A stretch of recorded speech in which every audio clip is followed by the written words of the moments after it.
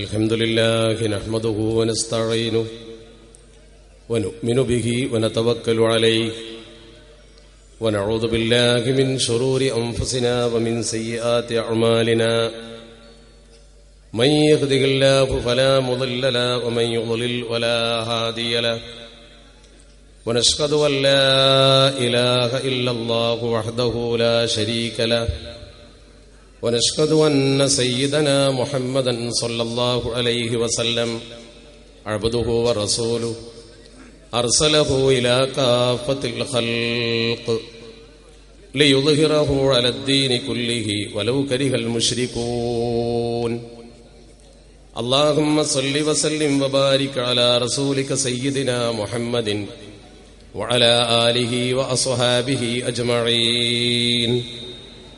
أعوذ بالله من الشيطان الرجيم. بسم الله الرحمن الرحيم. وقل جاء الحق وزهق الباطل إن الباطل كان زهوقا. صدق الله مولانا العلي العظيم.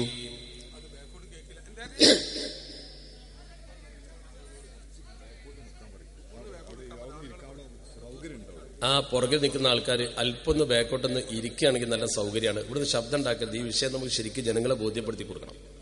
അപ്പൊ അതുകൊണ്ട് അവിടെ ഗ്രൗണ്ടിന് മുകളിലേക്ക് കയറാവുന്നതാണ്.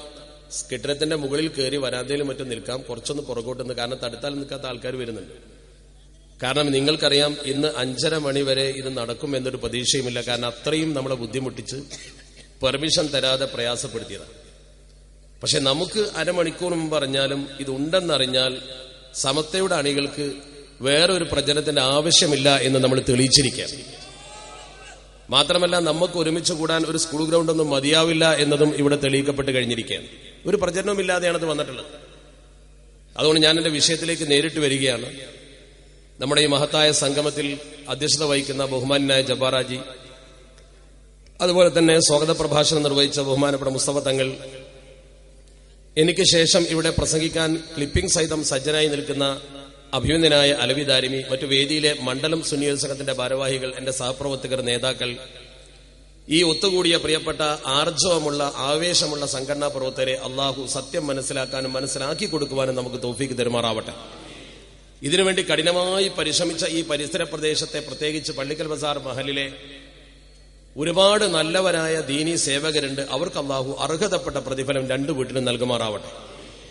നേരത്തെ ജബ്ബാറാജി ഇവിടെ സൂചിപ്പിച്ചതുപോലെ പള്ളിക്കൽ ബസാർ പള്ളി പ്രശ്നം വളരെ ഗൗരവതരമായി, നിങ്ങൾ ശബ്ദിക്കാതിരിക്കുക, എന്തെങ്കിലല്ലേ പ്രസംഗിക്കാൻ പറ്റൂ.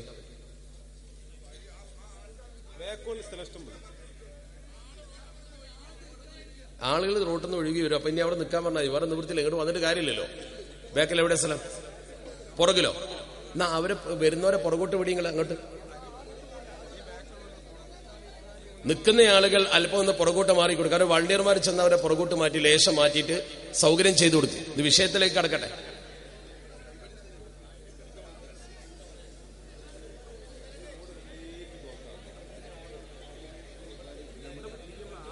പുറകിലേക്ക് വെക്കാൻ പറ്റും, ഇതിന് ബാക്ക് പോകാൻ പറ്റും.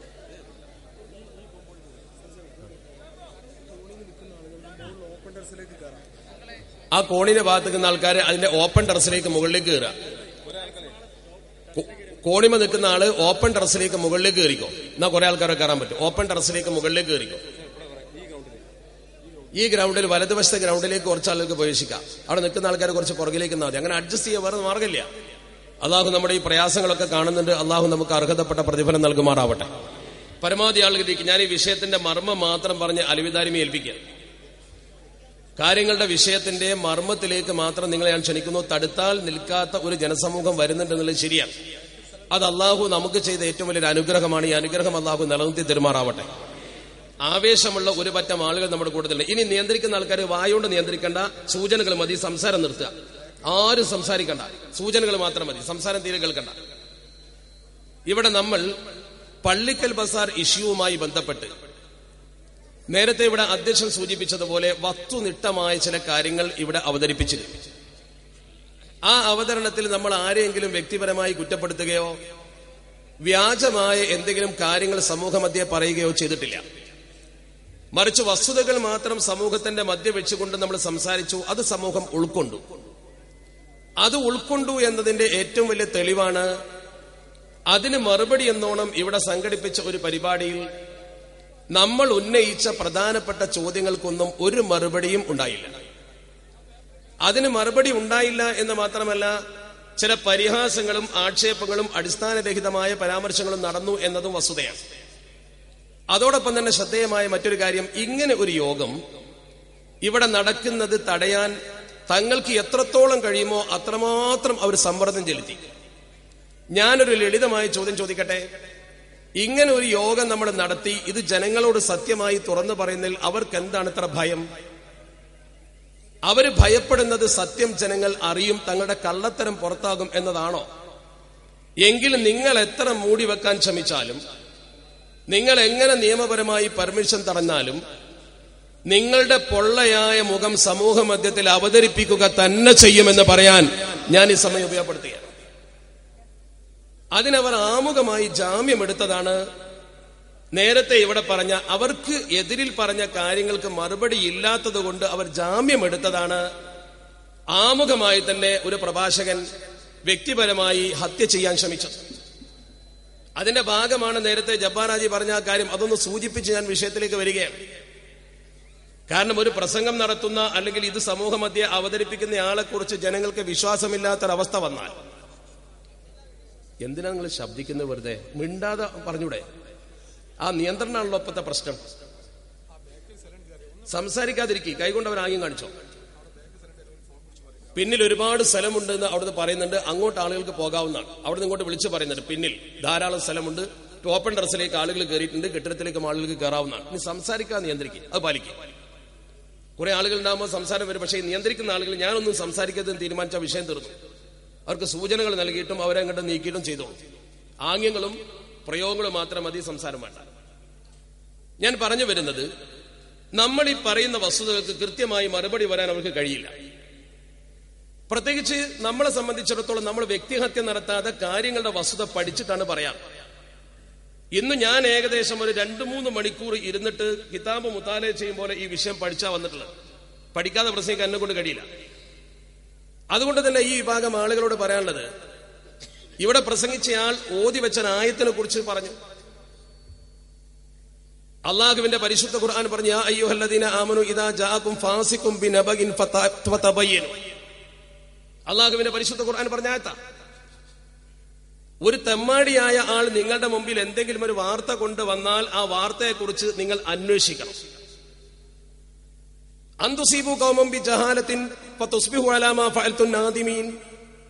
അതുകൊണ്ട് വല്ല പ്രത്യാഘാതങ്ങളും ഉണ്ടായാൽ പിന്നെ ഖേദിക്കേണ്ടി വരും. ഈ പറയുന്നത് സത്യമാണോ അല്ലേ എന്ന് നിങ്ങൾ ചിന്തിക്കണമെന്നാണ് പരിശുദ്ധ ഖുർആൻ അള്ളാഹു പറഞ്ഞത്. ഈ ആയത്ത് ഓതി വെച്ചിട്ടാണ് തുടക്കത്തിൽ തന്നെ ഒരു വിവരവുമില്ലാത്ത കാര്യം വിളിച്ചു പറയുന്നത്. അതിൽപ്പെട്ട ഒന്നാണ് ജബ്ബാറാജി, ഞാൻ സ്കൂളിൽ പോയിട്ട് ഹജ്ജിന് പോകുന്ന സമയത്ത് ശമ്പളം പറ്റി ഒപ്പിട്ടു എന്ന് പറയുന്നത്. അത് കുറെ മുമ്പേ പ്രചരിപ്പിക്കാൻ തുടങ്ങിയതാണ്. ഞാനതിന് മറുപടി പറയാറില്ല. മറുപടി പറയാതിരിക്കാൻ കാരണം, ഉത്തരവാദപ്പെട്ട ആളുകൾ ഉന്നയിച്ചതായി ഞാൻ കേട്ടില്ല. ചില കുട്ടികൾക്ക് ഫേസ്ബുക്കിലും മറ്റും അത് പ്രചരിപ്പിക്കും. ഞാൻ അതുകൊണ്ട് മനസ്സിലാക്കിയത്, ഇല്ലാത്തൊരു കഥ പ്രചരിപ്പിക്കുമ്പോൾ അള്ളാഹു എനിക്ക് ഒരുപാട് പ്രതിഫലം തരും. കാരണം ഈ ചെയ്യുന്നവൻ ചെയ്യുന്ന ആ ആക്ഷേപം അഥവാ ഈബത്തിന് അള്ളാഹു അവർ ചെയ്ത നന്മ എനിക്ക് എഴുതി തരും. നന്മ അവരുടെ കയ്യിൽ ഉണ്ടാവില്ല എന്ന് ഉറപ്പാണ്. അപ്പൊ പിന്നെ എന്റെ തിന്മ അവരിലേക്കെങ്കിലും പോകുമല്ലോ. അൽഹംദുലില്ലാ, അങ്ങനെ ഒരു കാര്യം എനിക്ക് കിട്ടുന്നുണ്ട്. പക്ഷേ അതിന്റെ വസ്തുത എന്താണെന്ന് അറിയുന്ന ആളുകൾ ഈ വേദിയിലുണ്ട്, ഈ സദസ്സിലുണ്ട്, എന്റെ സഹപ്രവർത്തകരുണ്ട്. നിങ്ങൾ പോയി ഒന്ന് അന്വേഷിച്ചാൽ പോലെ. ഒരാളുടെ സർവീസ് രജിസ്റ്റർ ബുക്കില്ലേ?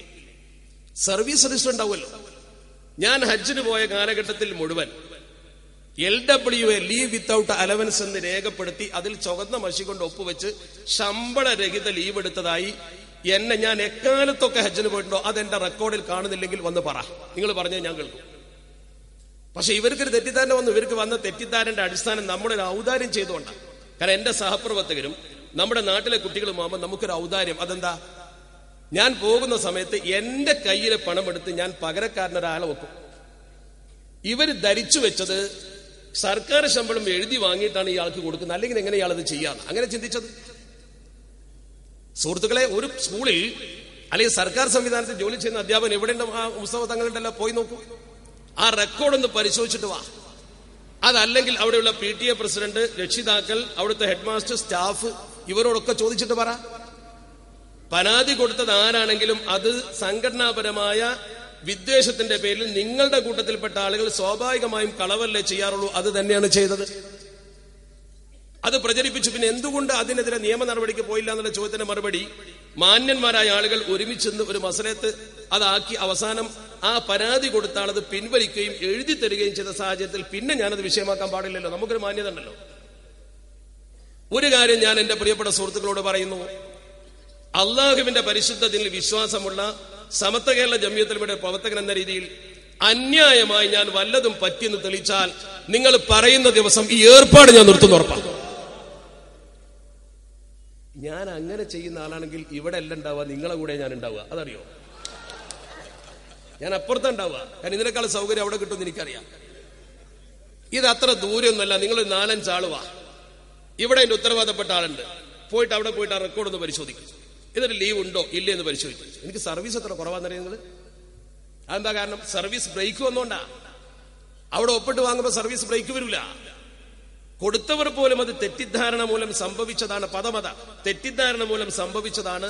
പിന്നീട് സത്യം ബോധ്യപ്പെട്ടു എന്ന് പറഞ്ഞ് ഒരപേക്ഷ എഴുതുകയും അത് പിൻവലിക്കുകയും ചെയ്ത സാഹചര്യത്തിൽ ഇനി അത് വിഷയമാക്കുന്നത് എന്റെ മാന്യതയ്ക്ക് യോജിച്ചതല്ലാത്തതുകൊണ്ടാണ്. എന്തേ തുടർ നടപടിയൊന്നും വരാതിരുന്നത്? അതുകൊണ്ട് എന്റെ പ്രിയപ്പെട്ട സുഹൃത്തുക്കളോട് ഞാൻ പറയുന്നു, പടച്ചറപ്പ് സാക്ഷി, നമ്മൾ അത്തരം അനാവശ്യമായ കാര്യങ്ങൾ ഒരിക്കലും ചെയ്യാറില്ല, ചെയ്യുകയുമില്ല. ചെയ്തെന്ന് തെളിയിച്ചാൽ അവർ പറഞ്ഞെടുത്ത് നമ്മളത് ബോധ്യപ്പെടുത്തിക്കും. അല്ലാഹു അത്തരം ദുർബുദ്ധി നമുക്കാർക്കും നൽകാതിരിക്കുമാറാവട്ടെ. പക്ഷെ അത്ര വലിയ കാര്യമായിട്ടൊന്നും പറഞ്ഞിട്ടില്ല. അത്ര എടുത്ത് പറയാൻ മാത്രമൊന്നുമില്ല. അങ്ങനെ വലിയൊരു ആക്ഷേപമായിട്ടൊന്നും പറഞ്ഞിട്ടില്ല. പക്ഷെ അവർക്ക് രക്ഷപ്പെടാൻ ഒരു പഴുതാക്കിയത് വെച്ചു എന്ന് മാത്രമേ ഉള്ളൂ. അത് ആർക്കും ചർച്ച വേദിയിൽ നടത്തേണ്ട കാര്യമല്ല. ഒന്ന് പോയി അന്വേഷിച്ച സർവീസ് റെക്കോർഡ് എടുത്തതിൽ ലീവ് എഴുതിയിട്ടുണ്ടോ, ശമ്പളം പറ്റുക, അക്വിറ്റൻസ് നോക്കിയാൽ കാണുമല്ലോ. കാണുന്ന കാര്യമായതുകൊണ്ട് കൂടുതൽ പറയേണ്ട കാര്യമില്ലല്ലോ. ആർക്കും അത് ബോധ്യപ്പെടും. അതുകൊണ്ട് ബോധ്യപ്പെടാവുന്നേ ഉള്ളൂ. സംശയമുള്ളവർക്കൊക്കെ സ്വാഗതം, വരാം, ചോദിക്കാം, അന്വേഷിക്കാം, കണ്ടുപിടിക്കാം. അത്രയുള്ള അതിൽ കാര്യം. ഇപ്പൊ നമ്മൾ ലോങ് ലീവിലാണ്. പിന്നീട് അത് വേറെ കാര്യം. ആ സന്ദർഭത്തിൽ അവർക്ക് പോകാനും പരിശോധിക്കാനുമുള്ള സൗകര്യം വരെ നമ്മൾ ചെയ്തു കൊടുക്കാം. അള്ളാഹു അനുഗ്രഹിക്കുമാറാവട്ടെ. ഇവിടെ പള്ളിക്കൽ ബസാർ വിഷയവുമായി ബന്ധപ്പെട്ട പരാമർശങ്ങളിലേക്കാണ് നമ്മൾ കടക്കേണ്ടത്. ഇനി അവര് നമ്മളെ കുറിച്ച് ആക്ഷേപിച്ച് എന്നെ കുറിച്ചും മുസ്തഫ തങ്ങളെ കുറിച്ചും ബഹുമാനപ്പെട്ട അലവിദാരിയെ കുറിച്ചും അതല്ലെങ്കിൽ ജബ്ബാറാജിയെ കുറിച്ചും അവര് ആക്ഷേപിച്ച് ഞങ്ങളെ ഒന്നുമല്ലാതാക്കിയെന്നിരിക്കട്ടെ. ഞങ്ങൾ 3-4 പേരും ഇല്ലാന്ന് തന്നെ കരുതിക്കോ. ഞങ്ങൾ 4 പേരും ഭൂമുഖത്തില്ല എന്ന് തന്നെ കരുതട്ടെ. നമ്മുടെ ബക്കറ്റ് പിരിവ് വരുന്നുണ്ട്. നിങ്ങൾക്കൊക്കെ അറിയാലോ. നമുക്കിതല്ലാത്ത ബദൽ സംവിധാനം മറ്റൊന്നുമില്ല. മാത്രമല്ല ഈ കേസിന് അനുബന്ധ പ്രവർത്തനങ്ങൾക്കൊക്കെ നമ്മുടെ പ്രവർത്തകർക്ക് വലിയ തുക ചെലവായിട്ടുണ്ട്. അതുകൊണ്ട് എന്റെ പ്രിയപ്പെട്ട സഹപ്രവർത്തകർ, നിങ്ങളെ കൊണ്ട് കഴിയുന്ന ഒരു നല്ല തുക നിങ്ങൾ അതിലേക്ക് നിക്ഷേപിക്കണം. അള്ളാഹു ബർക്കത്ത് ചെയ്യുമാറാവട്ടെ. കാരണം അതിന്റെ ബാക്കി തുക ഇതിന്റെ തന്നെ ആവശ്യങ്ങൾക്കാണ് നമ്മൾ ചെലവഴിക്കുക. ഇതിന്റെ തന്നെ കേസ് അനുബന്ധ പ്രവർത്തനങ്ങൾക്കാണ് ഉപയോഗിക്കുക. നല്ലൊരു തുക നിങ്ങൾ നിക്ഷേപിച്ചോ. അള്ളാഹു ബർക്കത്ത് ചൊരിയുമാറാവട്ടെ. കാരണം പള്ളിക്കൽ ബജാറിലെ കുറച്ച് ചെറുപ്പക്കാരായ ആളുകളെ അവർക്ക് നേതൃത്വം കൊടുത്തവർ നമ്മൾ അഭിനന്ദിക്കണം. കാരണം നീതിക്ക് വേണ്ടി വിടാതെ പൊരുതിയ ആളുകളാണ് അവർ. അവർക്ക് അള്ളാഹു ദീർഘായുസ്സും ആഫിയത്തും കൊടുക്കുമാറാവട്ടെ. അല്ലെങ്കിൽ അവർ ഇട്ടിച്ചു പോകും. അത്രമാത്രം ത്യാഗം അവർ സഹിച്ചിട്ടുണ്ട്. അത്രമാത്രം ആക്ഷേപം അവർ സഹിച്ചിട്ടുണ്ട്. അത്രമാത്രം മർദ്ദനങ്ങൾ അവർ സഹിച്ചിട്ടുണ്ട്. എന്നിട്ട് പോലും ഈ സത്യത്തിന്റെ പിന്നാലെ അവർ അടിയുറച്ചു നിന്നു എന്നത് എന്തൊരു സന്തോഷകരമായ കാര്യമാണ്. അള്ളാഹു അതിനുവേണ്ടി പ്രവർത്തിച്ചവർക്കൊക്കെ ആഫിയത്തും ദീർഘായുസ്സും കൊടുക്കണേ തമ്പുരാനെ. ഞാൻ വിഷയത്തിലേക്ക് തിരിച്ചു വരികയാണ്. അതുകൊണ്ട് ഞങ്ങൾ ചെയ്ത പ്രവർത്തനത്തെ ജനമധ്യത്തിൽ കൊച്ചാക്കി കാണിച്ചുകൊണ്ടും എന്നെ വ്യക്തിപരമായി ആക്ഷേപിച്ചുകൊണ്ടും ഈ വിഷയത്തിൽ നിന്ന് ഞങ്ങൾ ഒളിച്ചോടുമെന്ന് പേടിക്കണ്ട. നിങ്ങൾ പറഞ്ഞ തിന്മകൾക്കെതിരെ ജനസമൂഹത്തിന്റെ മുമ്പിൽ 1000 കുതിരശക്തിയോടെ തിരിച്ചടിക്കാൻ ഞങ്ങൾ സന്നദ്ധരാണ് എന്ന് പ്രഖ്യാപിക്കുന്ന സമ്മേളനമാണ്. അതാണ് ആദ്യം മനസ്സിലാക്കേണ്ടത്.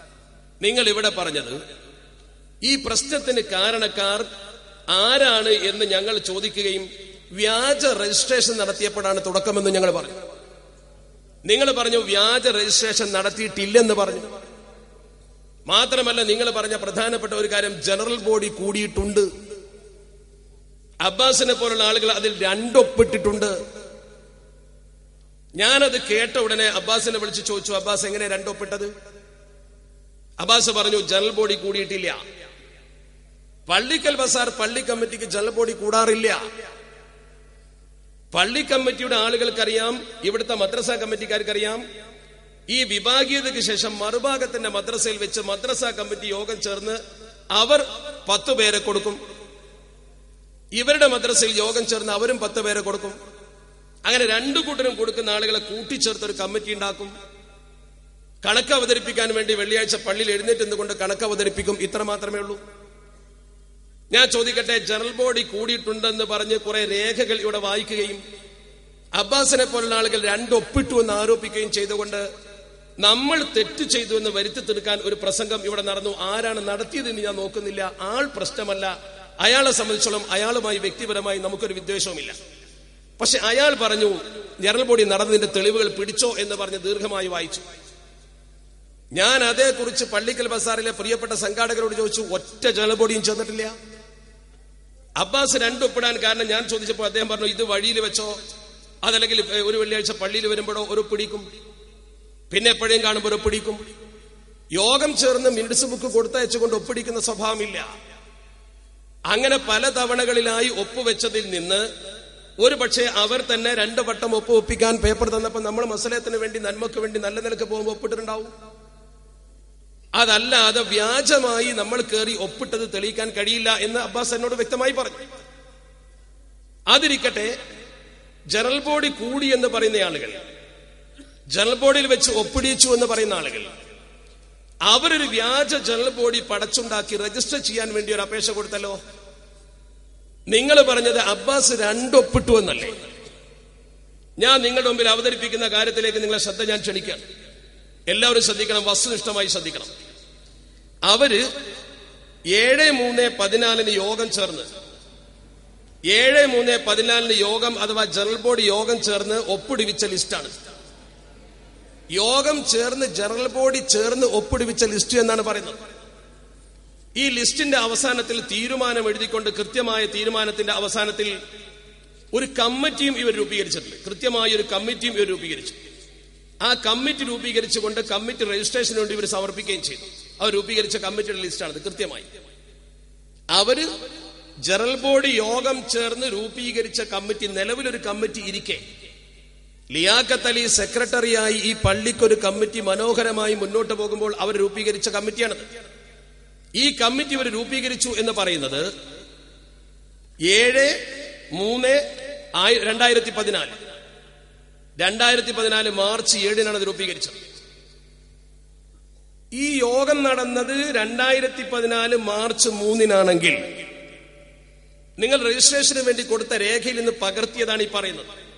രജിസ്റ്റർ ചെയ്യണമെങ്കിൽ ജനറൽ ബോഡിയിലെ ലിസ്റ്റ് കൊടുക്കണമല്ലോ. ഞാൻ ചോദിക്കുന്നത് ഒന്നാമത്തെ ചോദ്യം സീരിയൽ നമ്പർ 30 ഇതിൽ ഒപ്പുവെച്ച അബ്ദുസലാം, ഇതിൽ ഒപ്പുണ്ട്. ആർക്കും വന്ന് നോക്കാം, പരിശോധിക്കാം, വേണമെങ്കിൽ ഇതൊക്കെ തരാം. സീരിയൽ നമ്പർ 30 ഒപ്പുവെച്ച അബ്ദുസലാം, അയാളുടെ ഒപ്പിന്റെ നേരെ കൃത്യമായി ഡേറ്റ് കാണിച്ചിരിക്കുന്നു 2014 മെയ് 29. യോഗം മാർച്ച് 7 ഇയാൾ ഒപ്പിട്ടതോ മെയ് 29. ഞങ്ങളുടെ ഭാഷയിൽ ഇതിന് കളവ്, കള്ളത്തരം എന്നാ പറയാം. നിങ്ങൾ എന്താ പറയുന്നത് എനിക്കറിയില്ല. ഒന്നുകൂടി ഞാൻ പറയാം. ഒന്നാമത്തെ പരാമർശം സീരിയൽ നമ്പർ 30 ഒപ്പുവെച്ച അബ്ദുസലാം 7/3/14 നടന്നുവെന്ന് പറയുന്ന ജനറൽ ബോഡിയിൽ ഒപ്പുവെച്ചിട്ടുള്ളത് 29/5/2014. സംശയമുണ്ടെങ്കിൽ വരൂ, നോക്കൂ, കോപ്പി തരാം, നിങ്ങളെ കയ്യിലുണ്ടാവും. ഒന്നാമത്തെ വമ്പൻ കളവ്. രണ്ടാമത്തെ എന്റെ ആരോപണം 214 നമ്പറായി ഇതിൽ ഒപ്പുവെച്ചിരിക്കുന്ന മുബഷിർ, 214 നമ്പർ ഒപ്പുവെച്ചിരിക്കുന്ന മുബഷിർ എന്ന ജനറൽ ബോഡി മെമ്പർ ഒപ്പുവെച്ചിരിക്കുന്നത് 7/3/14 യോഗം. ഒപ്പുവെച്ചത് 7/6/2014. യോഗം നടന്നത് മാർച്ചിൽ, ഇയാൾ ഒപ്പുവെച്ചത് ജൂണിൽ. ഞങ്ങളുടെ ഭാഷയിൽ ഇതിന് കളവാന്നാ പറയാം. ഞാൻ സ്കൂളിൽ പോയിട്ടില്ല എന്ന് പറഞ്ഞാൽ അതിന് മറുപടി ആവില്ല. അതിന് മറുപടിയല്ല, അത് അവിടെ പോയി നോക്കിയാൽ കാണും. മൂന്നാമത്തെ എന്റെ ആരോപണം സീരിയൽ നമ്പർ 7 സീരിയൽ നമ്പർ 110. 7-ാം നമ്പറായി ഒപ്പിട്ട ആളും 110-ാം നമ്പറായി ഒപ്പിട്ട ആളും, ആ 2 പേരും KK അബ്ദുൽ അലി എന്ന് പറയുന്ന ഒരാളാണ്. ഒരാൾ എങ്ങനെ 2 വട്ടം ഒപ്പിട്ടു? അപ്പൊ അബ്ബാസ് വേറെ ഉണ്ടല്ലോ. എങ്ങനെ നിങ്ങൾ തയ്യാറാക്കുന്ന ഔദ്യോഗിക ജനറൽ ബോഡിയിൽ ഇങ്ങനെ ഒപ്പ് വന്നത്? മൂന്നാമത്തെ ആരോപണം. നാലാമത്തെ ചോദ്യം, ഈ ജനറൽ ബോഡി ലിസ്റ്റിൽ 139, 148, 269 3 തവണ ഒപ്പുവെച്ചിരിക്കുന്നതും CK ഷാഹുൽ ഹമീദാണ്. ഒരാള് 3 തവണ യോഗത്തിൽ പങ്കെടുത്തിരിക്കുന്നു. അബ്ബാസ് 2 തവണ പങ്കെടുത്തിട്ടുള്ളൂ, 3 തവണയാണ്. അബ്ബാസിനെ കൊണ്ട് ഒപ്പുവെച്ച് പല തവണയാണ്. ഇത് ഒറ്റ ഇരിപ്പില്ല. മറ്റത് പള്ളിയിൽ വരുമ്പോ കൊടുത്തു, നന്മക്ക് വേണ്ടി ഒപ്പിട്ട് കൊടുത്തു. പിന്നൊരു സമയത്ത് പിന്നെ കാണിച്ചു, അപ്പോഴും ഒപ്പിട്ടു, 2 ഒന്നാക്കി വരും. ഇത് നിങ്ങൾ രജിസ്ട്രേഷൻ ഓഫീസിൽ കൊടുത്ത ഒഫീഷ്യൽ രേഖയാണ്. ഈ രേഖയിൽ 3 തവണ ഒപ്പിട്ടിരിക്കുന്നു. നമ്പർ 139, 148, 269. ഒരാളാണ് CK ഷാഹുൽ ഹമീദ്. 5-ാമത്തേത് 199 നമ്പറും 221 നമ്പറും ഒപ്പുവെച്ചിരിക്കുന്നത് ഒരാളാണ് അബൂബക്കർ സിദ്ദീഖ് സഖാഫി. അയാൾക്കതാവാം, ബിരുദമാ ജാതിയാണ്. അയാൾ കൃത്യമായി ഒപ്പിച്ചിരിക്കുന്നു 2 വട്ടം. ഞാൻ ഈ പറയുന്നത് നിങ്ങൾക്ക് വന്നാൽ ഇതിന്റെ കോപ്പി, ഞാനതൊക്കെ മാർക്ക് ചെയ്തത് കുറച്ചു സമയം മുത്താലെ നടത്തി കണ്ടുപിടിച്ചതാ. നിങ്ങൾ നോക്കണം. 3 അടുത്ത ആരോപണം 5 6-ാമത്തേത്. ഇതിൽ സുലൈമാൻ ഹാജി ടി എന്ന് പറയുന്ന ഒരാള് 25-ാം നമ്പറായും ഒപ്പുവെച്ചിരിക്കുന്നു, 149-ാം നമ്പറായും ഒപ്പുവെച്ചിരിക്കുന്നു. 6-ാമത്തെ ആരോപണം. മറുപടി പറ. കള്ളരേഖയാണ് എന്നതിന് വേറെന്താ തെളിവ്? ഇത് വെറുതെ നിങ്ങൾ മിനിറ്റ്സ് ഉണ്ടാക്കിയതല്ല. ഒരു കമ്മിറ്റി രൂപീകരിക്കാൻ ജനറൽ ബോഡി ചേർന്നു എന്ന് പറഞ്ഞ് നിലവിലുള്ള കമ്മിറ്റിയെ അപ്രസക്തമാക്കാൻ രജിസ്ട്രാർക്ക് കൊണ്ടുപോയി കൊടുക്കുന്ന രേഖയാണത്. നിസ്കാരം നടക്കുന്ന, ജുമഅ നടക്കുന്ന ഒരു പള്ളി പിടിച്ചടക്കാനുള്ള രേഖയാണ്. ഏതൊരു കള്ളത്തരം ചെയ്യുമ്പോഴും ഒരു പഴുത് പടച്ചടപ്പ് അവിടെ വെക്കും. ഈ പഴുതായത്. 7-ാമത്തത് 167-ാം നമ്പറായി ഒപ്പുവെച്ചിരിക്കുന്ന മുഹമ്മദ് സുഹൈൽ CK. അയാൾ മഹലിന്റെ പുറത്തുള്ള ആളാണ്. അയാൾ ഈ മഹലുകാരനല്ല. മഹലിന്റെ പുറത്തുള്ള ആളെ കൊണ്ടുവന്ന് ഒപ്പുവെച്ചു. അടുത്ത ആരോപണം 8-ാം നമ്പർ. 8-ാമത്തെ ചോദ്യമാണ് ഞാൻ ചോദിക്കുന്നത്. 183-ാം നമ്പറായി ഒപ്പുവെച്ച ഇർഷാദ് CK. ഈ ഇർഷാദ് CKയും മുഹമ്മദ് സുഹൈലും 2 പേരും പരുത്തിക്കോട് മഹല്ലുകാരാ. പരുത്തിക്കോട് മഹല്ലുകാരെങ്ങനെ നിങ്ങളെ ജനറൽ ബോഡിയിൽ പങ്കെടുത്തത്? മാത്രമല്ല ഇവർ 2 പേരും CK ഹൈദർ അലി എന്ന് പറയുന്ന ആളെ മക്കളാ. CK ഹൈദർ അലി എന്ന് പറയുന്ന ആളുടെ മക്കളാ. ഇനി ഞാൻ പറയുന്ന വിവരം ഇവിടെ ചോദിച്ചു പഠിച്ചത്, രേഖയെന്ന് പഠിച്ചതല്ല. ഇവിടുത്തെ ഇതുമായി ബന്ധപ്പെട്ട കേസ് നടത്തിയ ആളുകൾ എന്നോട് പറഞ്ഞു, CK ഹൈദർ അലി പരുത്തിക്കോട് കമ്മിറ്റി മെമ്പറാണ് മഹലിലെ. മാത്രമല്ല ഇയാളൊരു കേസിൽ പ്രതിയായിരുന്നു. ആ കേസിൽ പ്രതിയായ സമയത്ത് അന്ന് രക്ഷപ്പെടാൻ മഞ്ചേരി കോടതിയിൽ കുഞ്ഞാലിക്കുട്ടി സാഹിബ് സഹായിച്ചതുകൊണ്ട് രക്ഷപ്പെട്ടപ്പോ കുഞ്ഞാലിക്കുട്ടി സാഹിബിനും ലീഗിനും സിന്ദാബാദ് വിളിച്ചിറങ്ങിപ്പോന്ന ആളാണ്. ലീഗിനെ തീരെ പറ്റൂല, പക്ഷെ എന്തൊക്കെ ആവശ്യമുണ്ടാവും. ഞാൻ പറഞ്ഞു വരുന്നത് മുസ്ലിം ലീഗിനെ കുറെ കുറ്റന്മാരുടെ യോഗത്തിൽ പറഞ്ഞിട്ടുണ്ട്. അത് നമ്മൾ പരാമർശിക്കേണ്ട, അത് പറയാൻ മറുപടി വേറെ ഉണ്ടാവും, വേദി വേറെ ഉണ്ടാവും. അത് നമ്മുടെ ഇവിടെ പറഞ്ഞ കാര്യമില്ല. അടുത്ത ആരോപണം ഞാൻ ഉന്നയിക്കുന്നത് ആരോപണമല്ല, വസ്തുതകളാണ്. 9-ാമത്തെ 184 മുഹമ്മദ് ജാസിർ എന്ന് പറയുന്ന ആൾ ഇതിൽ ഒപ്പുവെച്ചിരിക്കുന്നു. 184-ാം നമ്പർ മുഹമ്മദ് ജാസിർ ഇതിൽ ഒപ്പുവെച്ചിട്ടുണ്ട്. ഇതിൽ ഈ 184-ാം നമ്പറുകാരൻ പരുത്തിക്കോട് മഹല്ലുകാരനാണ്. പരുത്തിക്കോട് മഹല്ലുകാരൻ എങ്ങനെ ഈ മഹല്ലിൽ ജനറൽ ബോഡി മെമ്പറായി? വ്യാജരേഖ ചമച്ചതിന്റെ ഉദാഹരണമാണ് ഞാൻ പറയുന്നത്. 10-ാം നമ്പർ ആരോപണം 202-ാം നമ്പറായി അബ്ദുൾ റഫീഖ് ഒപ്പുവെച്ചിരിക്കുന്നു. റഫീഖ് പരുത്തിക്കോട് മഹല്ലുകാരനാണ്. അടുത്തത് നസീർ അഹമ്മദ് തങ്ങൾ എന്ന് പറയുന്ന ആൾ ഇതിൽ ഒപ്പുവെച്ചിരിക്കുന്നു 102-ാം നമ്പറായി. അയാൾ 102-ാം നമ്പറായി ഒപ്പുവെച്ചതിന്റെ ശേഷം അയാൾ തന്നെ വഖഫ് ട്രിബ്യൂണലിൽ ഒരു അഫിഡവിറ്റ് കൊടുത്തു. അയാൾ കൊടുത്ത അഫിഡവിറ്റിൽ പറയുന്നു, കൃത്യമായി അദ്ദേഹം പറയുന്നു, ഞാൻ പള്ളിക്കൽ ബസാർ ജുമഅത്ത് പള്ളി മഹല്ല് പരിധിയിൽ സ്ഥിരതാമസക്കാരനും പള്ളി ഭരണം നടത്തുന്ന പള്ളിക്കൽ ബസാർ ജുമഅത്ത് പള്ളി മഹല്ല് കമ്മിറ്റിയുടെ ജനറൽ ബോഡി അംഗവുമാണ്. ഇതിൽ ഒപ്പുവെച്ചാൽ പറയാം.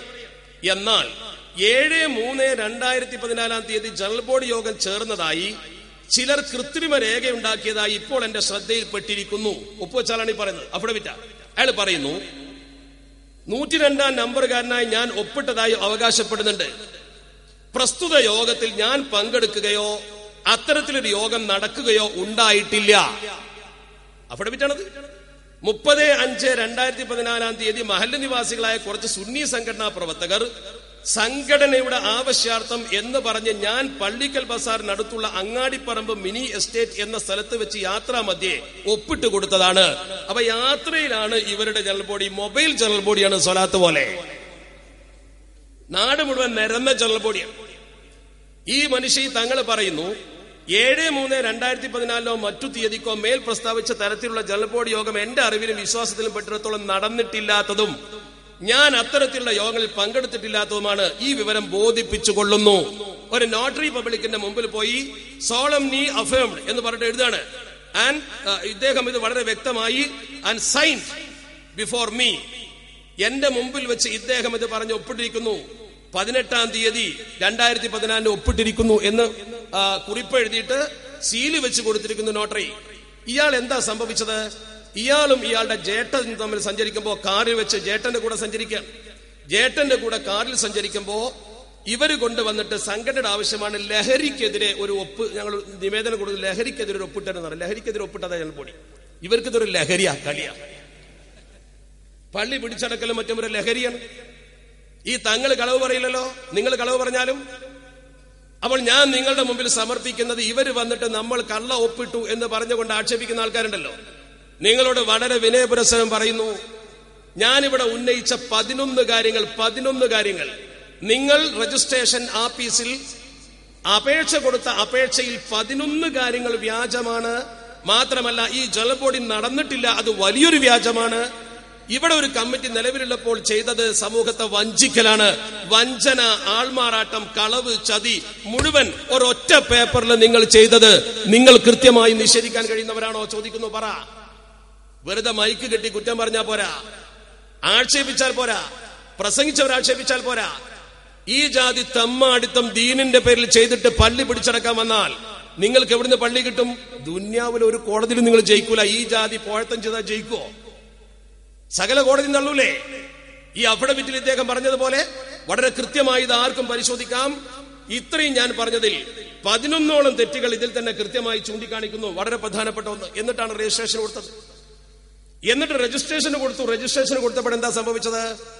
രജിസ്ട്രേഷന് കൊടുക്കുമ്പോൾ സംഭവിച്ചത്, രജിസ്ട്രാർ ഓഫീസിൽ നിന്ന് അന്തിമമായി അതിന്റെ വിധി പുറപ്പെടുവിച്ചു. ഈ വിധിയിൽ പറയുന്ന കാര്യങ്ങൾ നോക്ക് നിങ്ങൾ. അന്തിമമായി രജിസ്ട്രേഷൻ ഓഫീസിൽ നിന്നും ഹൈക്കോടതി വഴി പോയി ഹൈക്കോടതി നിർദ്ദേശം കൊടുത്ത രജിസ്ട്രേഷൻ ഓഫീസിൽ എത്തിയപ്പോൾ അന്തിമ വിധി എന്താ? ഞാൻ വായിക്കുന്നത് കൃത്യമായി ശ്രദ്ധിക്കണം. എല്ലാ വർഷവും നടന്നു വരാറുള്ളത് പോലെ 7/3/14 പള്ളിയിൽ വെച്ച് ജനറൽ ബോഡി യോഗം നടന്നതായും 20 അംഗ കമ്മിറ്റിയെ തെരഞ്ഞെടുത്തതായും തെരഞ്ഞെടുത്ത പ്രകാരമുള്ള ലിസ്റ്റ് 31/3/2014 DR മുമ്പാകെ ഡിസ്ട്രിക്ട് രജിസ്ട്രാർ ഫയൽ ചെയ്യാൻ ഹാജരാക്കിയതായും ആയത് 21/5/2014 റഫർ ചെയ്ത് ഫയൽ ചെയ്ത് സർട്ടിഫിക്കറ്റ് കൈപ്പറ്റിയതായും ഈ അതോറിറ്റി മുമ്പാകെ ഹാജരാക്കിയ ലിസ്റ്റ് P5 ആയി മാർക്ക് ചെയ്തതും ആ ലിസ്റ്റിൽ എന്തെങ്കിലും ഫോർജറി, ഫാബ്രിക്കേഷൻ നടത്തിയിട്ടുണ്ടോ എന്ന് പരിശോധിക്കാനും അതിന്റെ അടിസ്ഥാനത്തിൽ P7 ആയി മാർക്ക് ചെയ്ത ലിയാഖത്തലിയുടെ പരാതി തീരുമാനിക്കുവാനാണ് പറഞ്ഞിട്ടുള്ളതെന്നും അതുകൊണ്ട് പരാതിയിൽ പറഞ്ഞ മറ്റു കാര്യങ്ങളൊന്നും തന്നെ പരിശോധിക്കേണ്ടതോ തീരുമാനിക്കേണ്ടതോ ഇല്ലെന്നുമാണ് എന്നാണ് ഇവർ ബോധിപ്പിച്ചത്. ഇവർ ബോധിപ്പിച്ച കാര്യം ഇതാണ്. ഇവർ ബോധിപ്പിച്ച കാര്യത്തിന് ഭിന്നമായി കോടതി കണ്ടെത്തിയെന്താ? കൃത്യമായി പറയുന്നു. എതിർകക്ഷികൾ പറഞ്ഞിട്ടുള്ളതുപോലെ P5 ആയി മാർക്ക് ചെയ്തതും ആ ലിസ്റ്റിൽ എന്തെങ്കിലും ഫോർജറിയോ ഫാബ്രിക്കേഷനോ നടന്നിട്ടുണ്ടോ എന്ന് പരിശോധിക്കാനും അതിന്റെ അടിസ്ഥാനത്തിൽ P7 ആയി മാർക്ക് ചെയ്ത ലിയാഖത്തലിയുടെ പരാതി തീരുമാനിക്കാനും കൊണ്ട് പറഞ്ഞിട്ടുള്ളതെന്നും അതുകൊണ്ട് പരാതിയിൽ പറഞ്ഞ മറ്റു കാര്യങ്ങളൊന്നും തന്നെ പരിശോധിക്കേണ്ടതോ തീരുമാനമെടുക്കേണ്ടതോ അല്ലെന്ന് ബഹുമാനപ്പെട്ട ഹൈക്കോടതി വിധിയുടെ അന്തസ്സത്തക്ക് അനുസൃതമല്ല. P7 ആയി മാർക്ക് ചെയ്ത ലിയാഖത്തലിയുടെ പരാതി പരിഗണിച്ച് എന്തെങ്കിലും ഫോർജറിയോ ഫാബ്രിക്കേഷനോ നടന്നിട്ടുണ്ടോ എന്ന് തീരുമാനിക്കാനാണ് പറഞ്ഞിട്ടുള്ളത്. വ്യാജമായ ഒപ്പിട്ടാണ് 7/5/2014 ഈ ഓഫീസിൽ പെറ്റീഷനുടേതായി സമർപ്പിച്ച അപേക്ഷ എന്ന ആരോപണം കത്ത് ഡെലിവറി ഏജന്റിനെ തെറ്റിദ്ധരിപ്പിച്ച് മറ്റൊരാൾ കൈപ്പറ്റിയെന്ന് Manjeri divisional superintendent of post office നൽകിയ കത്തിൽ നിന്നും വ്യക്തമാണ്. എന്നിട്ട് അന്തിമമായി പറയുന്നു, വ്യാജ അപേക്ഷ പ്രകാരമാണ് ഭരണസമിതി ലിസ്റ്റ് അംഗീകരിച്ചതെന്ന് കാണുന്നുവെന്ന ആരോപണം കറണ്ട് ഫയലിലെ പേജ് നമ്പർ 21 ഫയൽ ചെയ്തിട്ടുള്ള പെറ്റീഷണറുടെ 7/5/2014 തീയതിയിലെ അപേക്ഷയിൽ നോട്ട് ഫയൽ 6-7 പേജുകളുടെ കുറിപ്പുകളും ശരിവെക്കുന്നു. ലിയാഖത്തലി കൊടുത്ത പരാതിന്റെ വിധിയാണത്. എന്നിട്ട് പറയുന്നു ഫോർജറിയും ഫാബ്രിക്കേഷനും നടന്നു എന്നതും. ഈ ഫോർജറി ഫാബ്രിക്കേഷൻ എന്ന് പറഞ്ഞാൽ എന്താ? അത് മനസ്സിലാക്കേണ്ട ആദ്യം. ഫോർജറി എന്ന് പറഞ്ഞാൽ കള്ള ഒപ്പിടൽ എന്നതിന്റെ അർത്ഥം. കള്ള ഒപ്പിടൽ, അതല്ലെങ്കിൽ വേറൊരർത്ഥമുണ്ട് കള്ള ആധാരമുണ്ടാക്കൽ. ഫാബ്രിക്കേഷൻ എന്ന് പറഞ്ഞാൽ ഇവർ ചിലപ്പോൾ അലൂമിനിയം ഫാബ്രിക്കേഷൻ മനസ്സിലാക്കുക, അതല്ല. ഫാബ്രിക്കേഷൻ എന്ന് പറഞ്ഞാൽ വ്യാജ പ്രമാണമുണ്ടാക്കൽ എന്നതിന്റെ അർത്ഥം. വ്യാജ പ്രമാണമുണ്ട്, കള്ളരേഖ ഉണ്ടാക്കൽ. ഇത് രണ്ടും ഇതിൽ നടന്നിട്ടുണ്ട്. അതുകൊണ്ട് ഫോർജറിയും ഫാബ്രിക്കേഷനും നടന്നു എന്നതും പെറ്റീഷർക്ക് ലഭിക്കേണ്ട എല്ലാ അവസരങ്ങളും ഫോർജറി ഫാബ്രിക്കേഷൻ മൂലം നിഷേധിക്കപ്പെടുകയും നഷ്ടപ്പെടുകയും ചെയ്തു. ലിയാഖത്തലിക്ക് കിട്ടേണ്ട അവകാശമുണ്ട്. കാരണം എന്താ? അവിടെ ഒരു ലിസ്റ്റ് ഫയൽ ചെയ്യുമ്പോൾ ഇയാൾ അറിയിക്കണം. അത് അറിയിച്ചപ്പെടാ പോസ്റ്റ് ഓഫീസിൽ നിന്ന് വാങ്ങിക്കൊണ്ടുപോയത്. അതുകൊണ്ട് ഭരണസമിതി ലിസ്റ്റിന്റെ അംഗീകാരം റദ്ദാക്കി ഉത്തരവാകുന്നു. അവർ ഇതിന്റെ അടിസ്ഥാനത്തിൽ കൊടുത്തത് അംഗീകരിച്ചിരുന്നു. അംഗീകരിക്കാൻ ഇവർ കളിച്ച കളിയാണ്. പരാതി കത്തയച്ചപ്പോൾ അത് സെക്രട്ടറിയുടെ പേരിൽ സ്വീകരിച്ചത്. അപ്പോൾ അവർ വ്യാജ പ്രമാണം സൃഷ്ടിച്ചു, വ്യാജമായി കള്ള ഒപ്പിട്ട് രേഖയുണ്ടാക്കി. ഇത് രണ്ടും നോക്ക്. ഒരു ഗവൺമെന്റ് ഉദ്യോഗസ്ഥൻ പുറപ്പെടുവിക്കുന്ന വിധിയിൽ നിങ്ങളെ കുറിച്ച് പറഞ്ഞ 2 കാര്യമാണ്, ഫോർജറി ആൻഡ് ഫാബ്രിക്കേഷൻ. എന്താ അതിന്റെ അർത്ഥം? ഈ 2 വാക്ക്, ഒന്ന് വ്യാജ പ്രമാണമുണ്ടാക്കൽ, ഒന്ന് കള്ള ഒപ്പിടൽ. നിങ്ങൾ ഇത് രണ്ടും ചെയ്തിരിക്കുന്നു. ഈ കള്ള ഒപ്പും അതുപോലെ തന്നെ വ്യാജ പ്രമാണമുണ്ടാക്കലും ചെയ്ത ആളുകളെ അള്ളാഹുവിന്റെ പള്ളി ഭരിക്കാൻ പറ്റുകയില്ല എന്ന് ഞങ്ങൾ പറയുമ്പോ നിങ്ങൾ എന്തിനാ കോപ്പിക്കണത്? നിങ്ങളെങ്ങനെ പള്ളി കൊണ്ടു നടക്കും? നിങ്ങൾക്ക് പള്ളി കൊണ്ടു നടക്കാൻ അവകാശമില്ല. സുന്നത്ത് ജമാഅത്തിന് പള്ളി തിരിച്ചു കിട്ടണമെന്നാണ് പറയുന്നത്. ഈ പള്ളിയിൽ എന്തെങ്കിലും സുന്നി വിരുദ്ധമായ പ്രവർത്തനങ്ങൾ നടന്നുവോ? എന്തെങ്കിലും സുന്നത്ത് ജമാഅത്തിനെതിരായി വല്ല പ്രവർത്തനവും നടന്നുവോ? പറ. തറാവീഹിന്റെ 20 റക്അത്തിൽ കുറവ് വരുത്തിയോ? ഇക്കഴിഞ്ഞ വെള്ളിയാഴ്ച ജുമ നടന്നിട്ടുണ്ടെങ്കിൽ ആ ജുമയിൽ അറബി ഭാഷയിലല്ലാതെ ഖുത്ബ ഓതിയോ? അവിടെ കൂട്ടുപ്രാർത്ഥന നടക്കുന്നില്ലേ? എന്താണ് പള്ളിയിൽ സുന്നത്ത് ജമാഅത്തിന്റെ പ്രവർത്തനത്തിന് കുറവുള്ളത്? പിന്നെ എന്തിനാ നിങ്ങൾ പള്ളി പിടിച്ചടക്കാൻ വരുന്നത്? എന്താ നിങ്ങൾക്ക് ഇതിൽ പറയാനുള്ള ന്യായം? നിങ്ങൾ ചെയ്തത് തെറ്റാണെന്നല്ലേ പറഞ്ഞത്? ഇനി വ്യാജ കമ്മിറ്റി നിങ്ങൾ ഉണ്ടാക്കി. ഇനി ഞാൻ പറയുന്ന കാര്യം ശ്രദ്ധിച്ചോളൂ. ഇവർ ചെയ്ത വ്യാജങ്ങൾ ഓരോന്നോരോന്നായി കൃത്യമായി നമ്മൾ മനസ്സിലാക്കണം. വ്യാജമായി ഇവർ കമ്മിറ്റി ഉണ്ടാക്കിയത് 7/3/2014 7/3/2014 ഇവർ ഒരു പുതിയ കമ്മിറ്റി ഉണ്ടാക്കി. ആ കമ്മിറ്റിക്ക് പുതിയൊരു സെക്രട്ടറിയെയും വെച്ചു. എന്നിട്ട് ഇവർ രജിസ്ട്രേഷൻ അപേക്ഷ കൊടുക്കുന്നത് 31/3/14 മാർച്ച് 7 കമ്മിറ്റി ഉണ്ടാക്കുന്നു. മാർച്ച് 31 രജിസ്റ്റർ ചെയ്യാൻ അപേക്ഷ കൊടുക്കുന്നു. ശ്രദ്ധിക്കണം. രജിസ്ട്രേഷൻ അപേക്ഷയിൽ സാക്ഷിയായി ഒപ്പിടുന്ന ആളാരാ? ചാരുപടിക്കൽ കാരാട്ട് മൊയ്തു. രജിസ്ട്രേഷൻ അപേക്ഷ രജിസ്ട്രേഷന് വേണ്ടി അവർ സമർപ്പിച്ച അപേക്ഷയുടെ കോപ്പിയാണ്. കള്ള കമ്മിറ്റി ഉണ്ടാക്കി ഈ കമ്മിറ്റി നിലനിൽക്കുമ്പോൾ കമ്മിറ്റി മാറ്റിയിട്ടുണ്ട്. പുതിയ പ്രസിഡന്റ് ഇയാളാണ്, പുതിയ സെക്രട്ടറി ഇയാളാണെന്ന് പറഞ്ഞ് പുതിയൊരു ലിസ്റ്റ് ഇവർ കൊടുക്കുകയാണ്. ആ ലിസ്റ്റിന്റെ അടിയിൽ ഇത് അംഗീകരിക്കാൻ ചാരുപടിക്കൽ കാരാട്ട് മൊയ്തുമാണ് ഫസ്റ്റ് സാക്ഷി. അതേ ചാരുപടിക്കൽ മൊയ്തു അയാളാണല്ലോ ഈ കമ്മിറ്റി 7/3/14 ഉണ്ടാക്കിയതാണെന്ന് പറഞ്ഞ് 31/3/14 ഇത് അംഗീകരിക്കണമെന്ന് പറഞ്ഞ് അപേക്ഷ കൊടുക്കുമ്പോൾ സാക്ഷിയായി ഒപ്പിടുന്നത്. അതേ ആള് വഖഫ് ട്രൈബ്യൂണലിൽ ഒരു പരാതി പോകുന്നു. വഖഫ് ട്രൈബ്യൂണലിലേക്ക് അയാൾ പരാതി കൊടുക്കുന്ന 29/4/14 29/4/14 എന്ന് പറഞ്ഞാലോ ഈ കമ്മിറ്റി ഉണ്ടാക്കി ഏകദേശം 2 മാസത്തോളമായിട്ട് 52-ലധികം ദിവസമായി. വ്യാജ കമ്മിറ്റി ഉണ്ടാക്കി രജിസ്ട്രേഷൻ അപേക്ഷ കൊടുത്ത് സാക്ഷിയായി ഒപ്പിട്ട അതേ ആള് വഖഫ് ട്രൈബ്യൂണലിൽ പരാതിപ്പെടുന്നു. 52 ദിവസം കഴിഞ്ഞിട്ട് കമ്മിറ്റിയുടെ സെക്രട്ടറി ലിയാഖത്ത് അലിയാണ് എന്ന് പറഞ്ഞുകൊണ്ട് ഇയാൾ പരാതി കൊടുക്കുക. അപ്പൊ എങ്ങനെ ലിയാഖത്ത് അലി ആവുന്നത്? 52 ദിവസം കഴിഞ്ഞ് ഇവര് കമ്മിറ്റി ഉണ്ടാക്കിയിട്ട് രജിസ്റ്റർ ചെയ്യാൻ ഒപ്പിട്ട് കൊടുത്ത ആള് ഇതിലുണ്ടല്ലോ, അയാൾ തന്നെ കൃത്യമായി അയാളെ പേര് വെച്ച് പരാതി കൊടുക്കുന്നു കമ്മിറ്റി സെക്രട്ടറിക്കെതിരെ. അതെങ്ങനെ ലിയാഖത്ത് അലി സെക്രട്ടറി ആവുന്നത്? ഇവർ പുതിയ സെക്രട്ടറി ഉണ്ടാക്കിയ അപേക്ഷ കൊടുത്തില്ലേ? പുതിയ ജനറൽ ബോഡി കൂടി പുതിയ കമ്മിറ്റി ഉണ്ടാക്കിയെങ്കിൽ പിന്നെ എങ്ങനെ ലിയാഖത്ത് അലി സെക്രട്ടറി ആകും? വളരെ കൃത്രിമമായി ഉണ്ടാക്കിയതെന്ന് അവർ തന്നെ സമ്മതിച്ചു. എന്ന് മാത്രമല്ല ഇവരുടെ secretary CK Abdul Latheef 31/3/14 registration അപേക്ഷയിലെ സാക്ഷിയാണ് CK മൊയ്തു. എന്നിട്ടാണ് 29/4/14 പരാതി നൽകുന്നത്. സെക്രട്ടറി ലിയാഖത്താണെന്ന് പറഞ്ഞുകൊണ്ട് പരാതി കൊടുക്കുന്നത്. പരാതിയിലെ 1-ാം നമ്പറുകാരൻ, ഈ പരാതി കൊടുക്കുന്ന 2-ാം നമ്പറുകാരനാണ് ഈ പറഞ്ഞ ചാരുപടിക്കൽ കാരാട്ട് മൊയ്തു. 1-ാം നമ്പറുകാരൻ ഒരാളുടെ മുഹമ്മദ് മൊയ്ൻ, അയാളുടെ മകനാണ് വ്യാജ കമ്മിറ്റിയുടെ സെക്രട്ടറി. പരാതി കൊടുക്കുന്ന ആളുടെ 1-ാം മകനാണ് വ്യാജ കമ്മിറ്റിയുടെ സെക്രട്ടറി. ആ സെക്രട്ടറിയുടെ എളാപ്പയാണ് CK മൊയ്തു. അവ ബാപ്പാക്കും എളാപ്പാക്കും ഇവര് തെരഞ്ഞെടുത്ത സെക്രട്ടറി തന്നെ വിശ്വാസമല്ല, ലിയാഖത്തിന് തന്നെ വിശ്വാസമുള്ളൂ. അതുകൊണ്ടാണ് പരാതി ലിയാഖത്തിന് പോയത്. ബാപ്പാക്ക് പോലും വിശ്വാസമില്ലാത്ത മക്കള് കമ്മിറ്റി സെക്രട്ടറി ആയാലും എങ്ങനെ ഉണ്ടാവും? ഞാൻ ചോദിക്കട്ടെ, ഇവരൊരു കമ്മിറ്റി രൂപീകരിക്കുന്നു, രജിസ്ട്രേഷൻ കൊടുക്കുന്നു, സാക്ഷി ഒപ്പിടുന്നു. എന്നിട്ട് 52 ദിവസം കഴിഞ്ഞിട്ട് പരാതി കൊടുക്കുമ്പോൾ സെക്രട്ടറിക്കെതിരെ പരാതി. ആരാ സെക്രട്ടറി? ഇവരുണ്ടാക്കിയ സെക്രട്ടറി അവിടെ പോയി. അപ്പോൾ ഇവർ നേരത്തെ കൊടുത്തത് വ്യാജമാണ് എന്നതിന് ഇതിലപ്പുറം തെളിവെന്താ വേണ്ടത്? മാത്രമല്ല ഇതിൽ പറഞ്ഞിരിക്കുന്ന കാര്യമോ വഖഫ് സ്വത്ത് കയ്യേറി, വാക്കാൽ വഖഫ് ചെയ്തു എന്ന് പറഞ്ഞ സ്ഥലമാണ് പിന്നെ കയ്യേറി എന്ന് പറയുന്നത്. തങ്ങൾക്കറിയാലോ, വാക്കാൽ വഖഫ് ചെയ്തു എന്ന് പറയുന്ന സ്ഥലം പിന്നീട് കൈമാറി എന്നാണ് ഈ രേഖയിൽ പറയുന്നത്. മാത്രമല്ല ഇവർ ചെയ്ത പ്രവർത്തനം എന്താണ്? ഇവർ നേരെ മലപ്പുറത്തെ DR-ൽ ഡിസ്ട്രിക്ട് രജിസ്ട്രാർ ഓഫീസിൽ കൃത്യമായി പുതിയ കമ്മിറ്റിയാണ് എന്ന് പറഞ്ഞ അപേക്ഷ ഫയൽ ചെയ്തുകൊണ്ട് അവർ സ്വാഭാവികമായും അതിൽ അന്വേഷണം നടത്തുന്നതിന് വേണ്ടി പ്രശ്നപ്രദേശമാകുമ്പോൾ സ്വാഭാവികമായ ഒരു കത്തയക്കും, രജിസ്ട്രേഡ് കത്ത്. ഈ രജിസ്ട്രേഡ് കത്ത് അവിടെ നിന്നും കൃത്യമായി അയച്ചു. ഈ രജിസ്ട്രേഡ് കത്ത് അയച്ചപ്പോൾ എന്ത് സംഭവിച്ചു? ഈ രജിസ്ട്രേഡ് കത്ത് ഇവർ നേരത്തെ പോസ്റ്റ് ഓഫീസിൽ ബന്ധപ്പെട്ട് ലിയാഖത്തിന്റെ ഒരു ID കാർഡ് അദ്ദേഹം ഒരു സ്വത്ത് രജിസ്ട്രേഷന്റെ ഭാഗമായി ഒരു ആധാരം എഴുത്തുകാരന്റെ കയ്യിൽ കൊടുത്തിരുന്നു. ആ ആധാരം എഴുത്തുകാരന്റെ കയ്യിൽ നിന്ന് അത് കളക്ട് ചെയ്ത് അത് നേരിട്ട് ഉപയോഗപ്പെടുത്തി ഈ വ്യാജ അഡ്രസ്സിൽ ഞാനാണ് ലിയാഖത്ത് അലി എന്ന് പറഞ്ഞുകൊണ്ട് ഇവരുടെ ഒരു പ്രതിനിധി പോസ്റ്റ് ഓഫീസിൽ നിന്നും ഡെലിവറി ഏജന്റിന്റെ കൈവശത്തു നിന്നും ഈ ലിയാഖത്ത് അലിയുടെ പേരിൽ, ഔദ്യോഗിക സെക്രട്ടറിയുടെ പേരിൽ നിങ്ങൾക്ക് പരാതിയുണ്ടോ എന്ന് ചോദിച്ചുകൊണ്ട് വന്ന കത്ത്. നേരത്തെ ലിയാഖത്ത് അലി ഓഫീസിൽ ബന്ധപ്പെട്ടിരുന്നു. പരാതി എന്നെ അറിയിക്കാതെ ഒരു രജിസ്ട്രേഷൻ നടത്താൻ പാടില്ല. സ്വാഭാവികമായും അതിന്റെ അടിസ്ഥാനത്തിൽ ലിയാഖത്ത് അലിക്ക് കത്ത് വന്നു. ആ കത്ത് ഇവർ ലിയാഖത്ത് അലി അറിയാതെ അയാളുടെ ID കാർഡ് വ്യാജമായി ഉപയോഗപ്പെടുത്തിക്കൊണ്ട് ഡെലിവറി ഏജന്റിന്റെ കയ്യിൽ നിന്ന് വാങ്ങിയപ്പോൾ ഇത് ബന്ധപ്പെട്ടവർ അറിഞ്ഞു. പോസ്റ്റൽ ഡിപ്പാർട്ട്മെന്റിന് പരാതി കൊടുത്തു. Superintendent of post office Manjeri ഡിവിഷന് പരാതി കൊടുത്തു. മഞ്ചേരി ഡിവിഷണൽ പോസ്റ്റൽ സൂപ്രണ്ടിന്റെ വ്യക്തമായ അന്വേഷണ റിപ്പോർട്ട്, മഞ്ചേരി ഡിവിഷണൽ പോസ്റ്റൽ സൂപ്രണ്ടിന്റെ അന്വേഷണ റിപ്പോർട്ട്, അയാൾ അതിന്റെ അവസാനത്തിൽ പറയുന്ന മുഴുവനായി ഞാൻ വായിക്കേണ്ട കാര്യമില്ലല്ലോ. അദ്ദേഹം പറഞ്ഞ വാചകം, ഇറ്റ് ഈസ് സസ്പെക്ടഡ് ദാറ്റ്, അദ്ദേഹം പറയുന്നു, the registered letter was collected by another person by impersonation. എന്താ ഇംപേഴ്സണേഷൻ? ആൾമാറാട്ടത്തിലൂടെയാണ് ഈ കത്ത് അവർ കൈപ്പറ്റിയത്. എങ്ങനെ?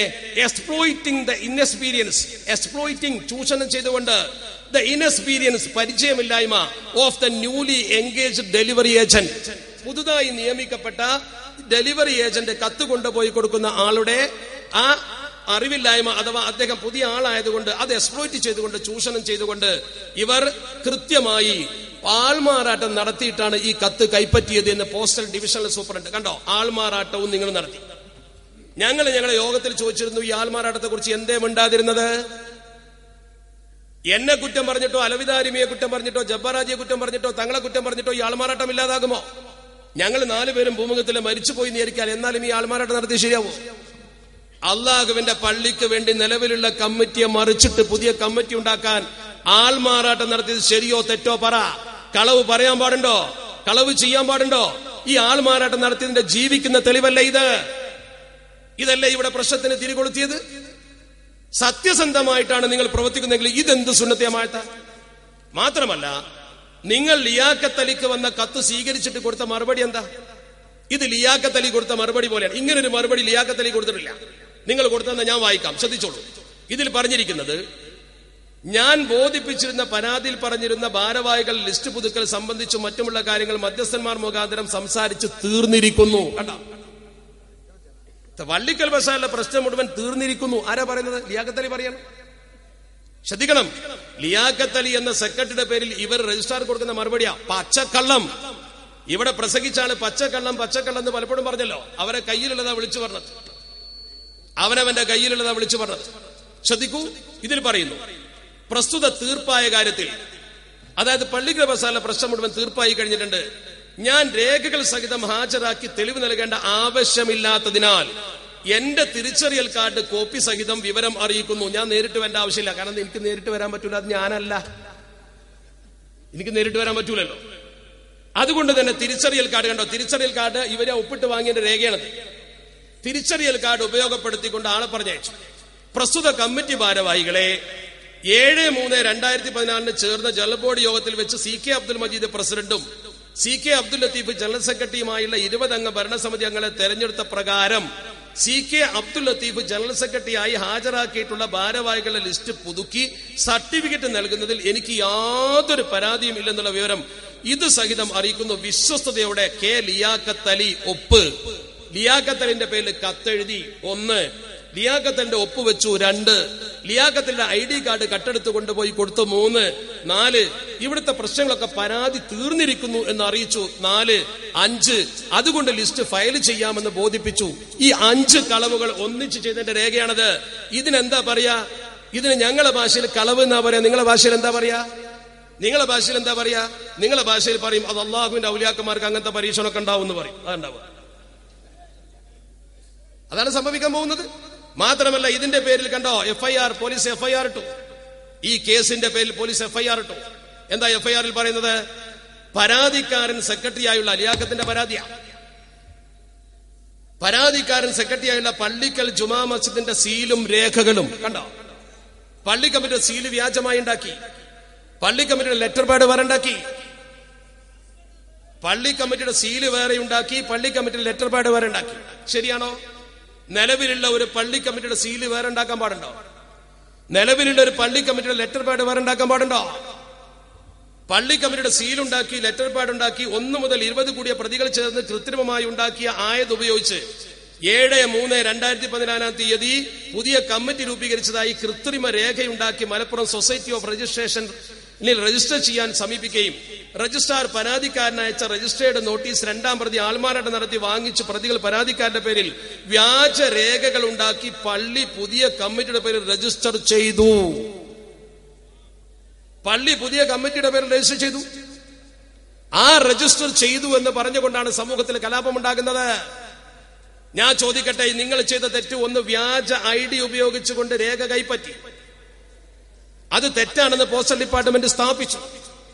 ആൾമാറാട്ടം സ്ഥിരപ്പെട്ട് കേസെടുത്തു. ആ കേസിന്റെ FIR ഞാൻ വായിച്ചത്, ശ്രദ്ധിക്കണം നിങ്ങൾ. ആ വ്യാജ ഒപ്പിട്ട് വാങ്ങിയ ആളുകളുടെ അവസ്ഥാവിശേഷത്തെ കുറിച്ച് നിങ്ങൾ ചിന്തിച്ചു നോക്കൂ. ഒരു പള്ളിക്ക് വേണ്ടി ഇത് ചെയ്യാൻ പാടുണ്ടോ? ഞാൻ ചോദിക്കുന്നു. അതിനാ മറുപടി കിട്ടേണ്ടത്. അതിന് ഞങ്ങൾ വ്യക്തിപരമായി ഹത്യ നടത്തിയിട്ട് പ്രയോജനമില്ല. എന്ത് പറയാനോ, ഒന്നും ചെയ്യാൻ കഴിയില്ല. ആൾക്കാർ സ്വയം ക്ഷമിക്കില്ലാതെ വേറൊന്നും നമ്മളെ കൊണ്ട് ചെയ്യാൻ കഴിയില്ല. എന്താ ചെയ്യാ? ആൾക്കാരോട് പറയാനല്ലേ പറ്റുള്ളൂ. നിങ്ങൾ പരമാവധി നിന്ന് അടുപ്പിക്കുക. എങ്ങോട്ട് അടുപ്പിക്കുക? നിന്ന് അടുപ്പിക്കാൻ കഴിയില്ല. ഇങ്ങനെയാണെങ്കിൽ മുഴുവൻ പറയാതെ പിരിച്ചുവിടേണ്ടി വരും. വേറെ ഒരു നിവൃത്തി എന്റെ മുമ്പിൽ ഉണ്ടാവില്ല. കസേരയൊക്കെ പരമാവധി അടുപ്പിക്കാൻ പറ്റുമോ നോക്കി. ഇത് വിഷയം ഒരുപാട് ഇനിയും പറയാണ്ട്. ഇവരെ കള്ളത്തരം തുടങ്ങുന്നേ ഉള്ളൂ.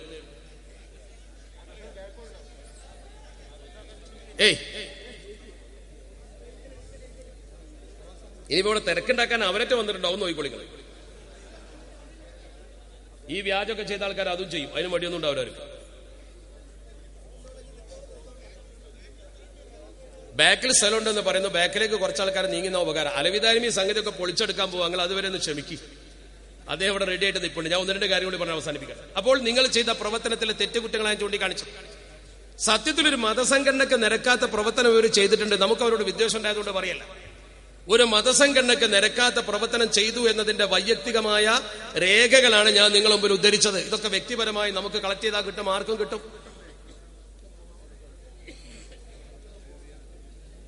ഒന്ന് ശബ്ദാർങ്ങാതെ പറയാൻ വയ്ക്കില്ല.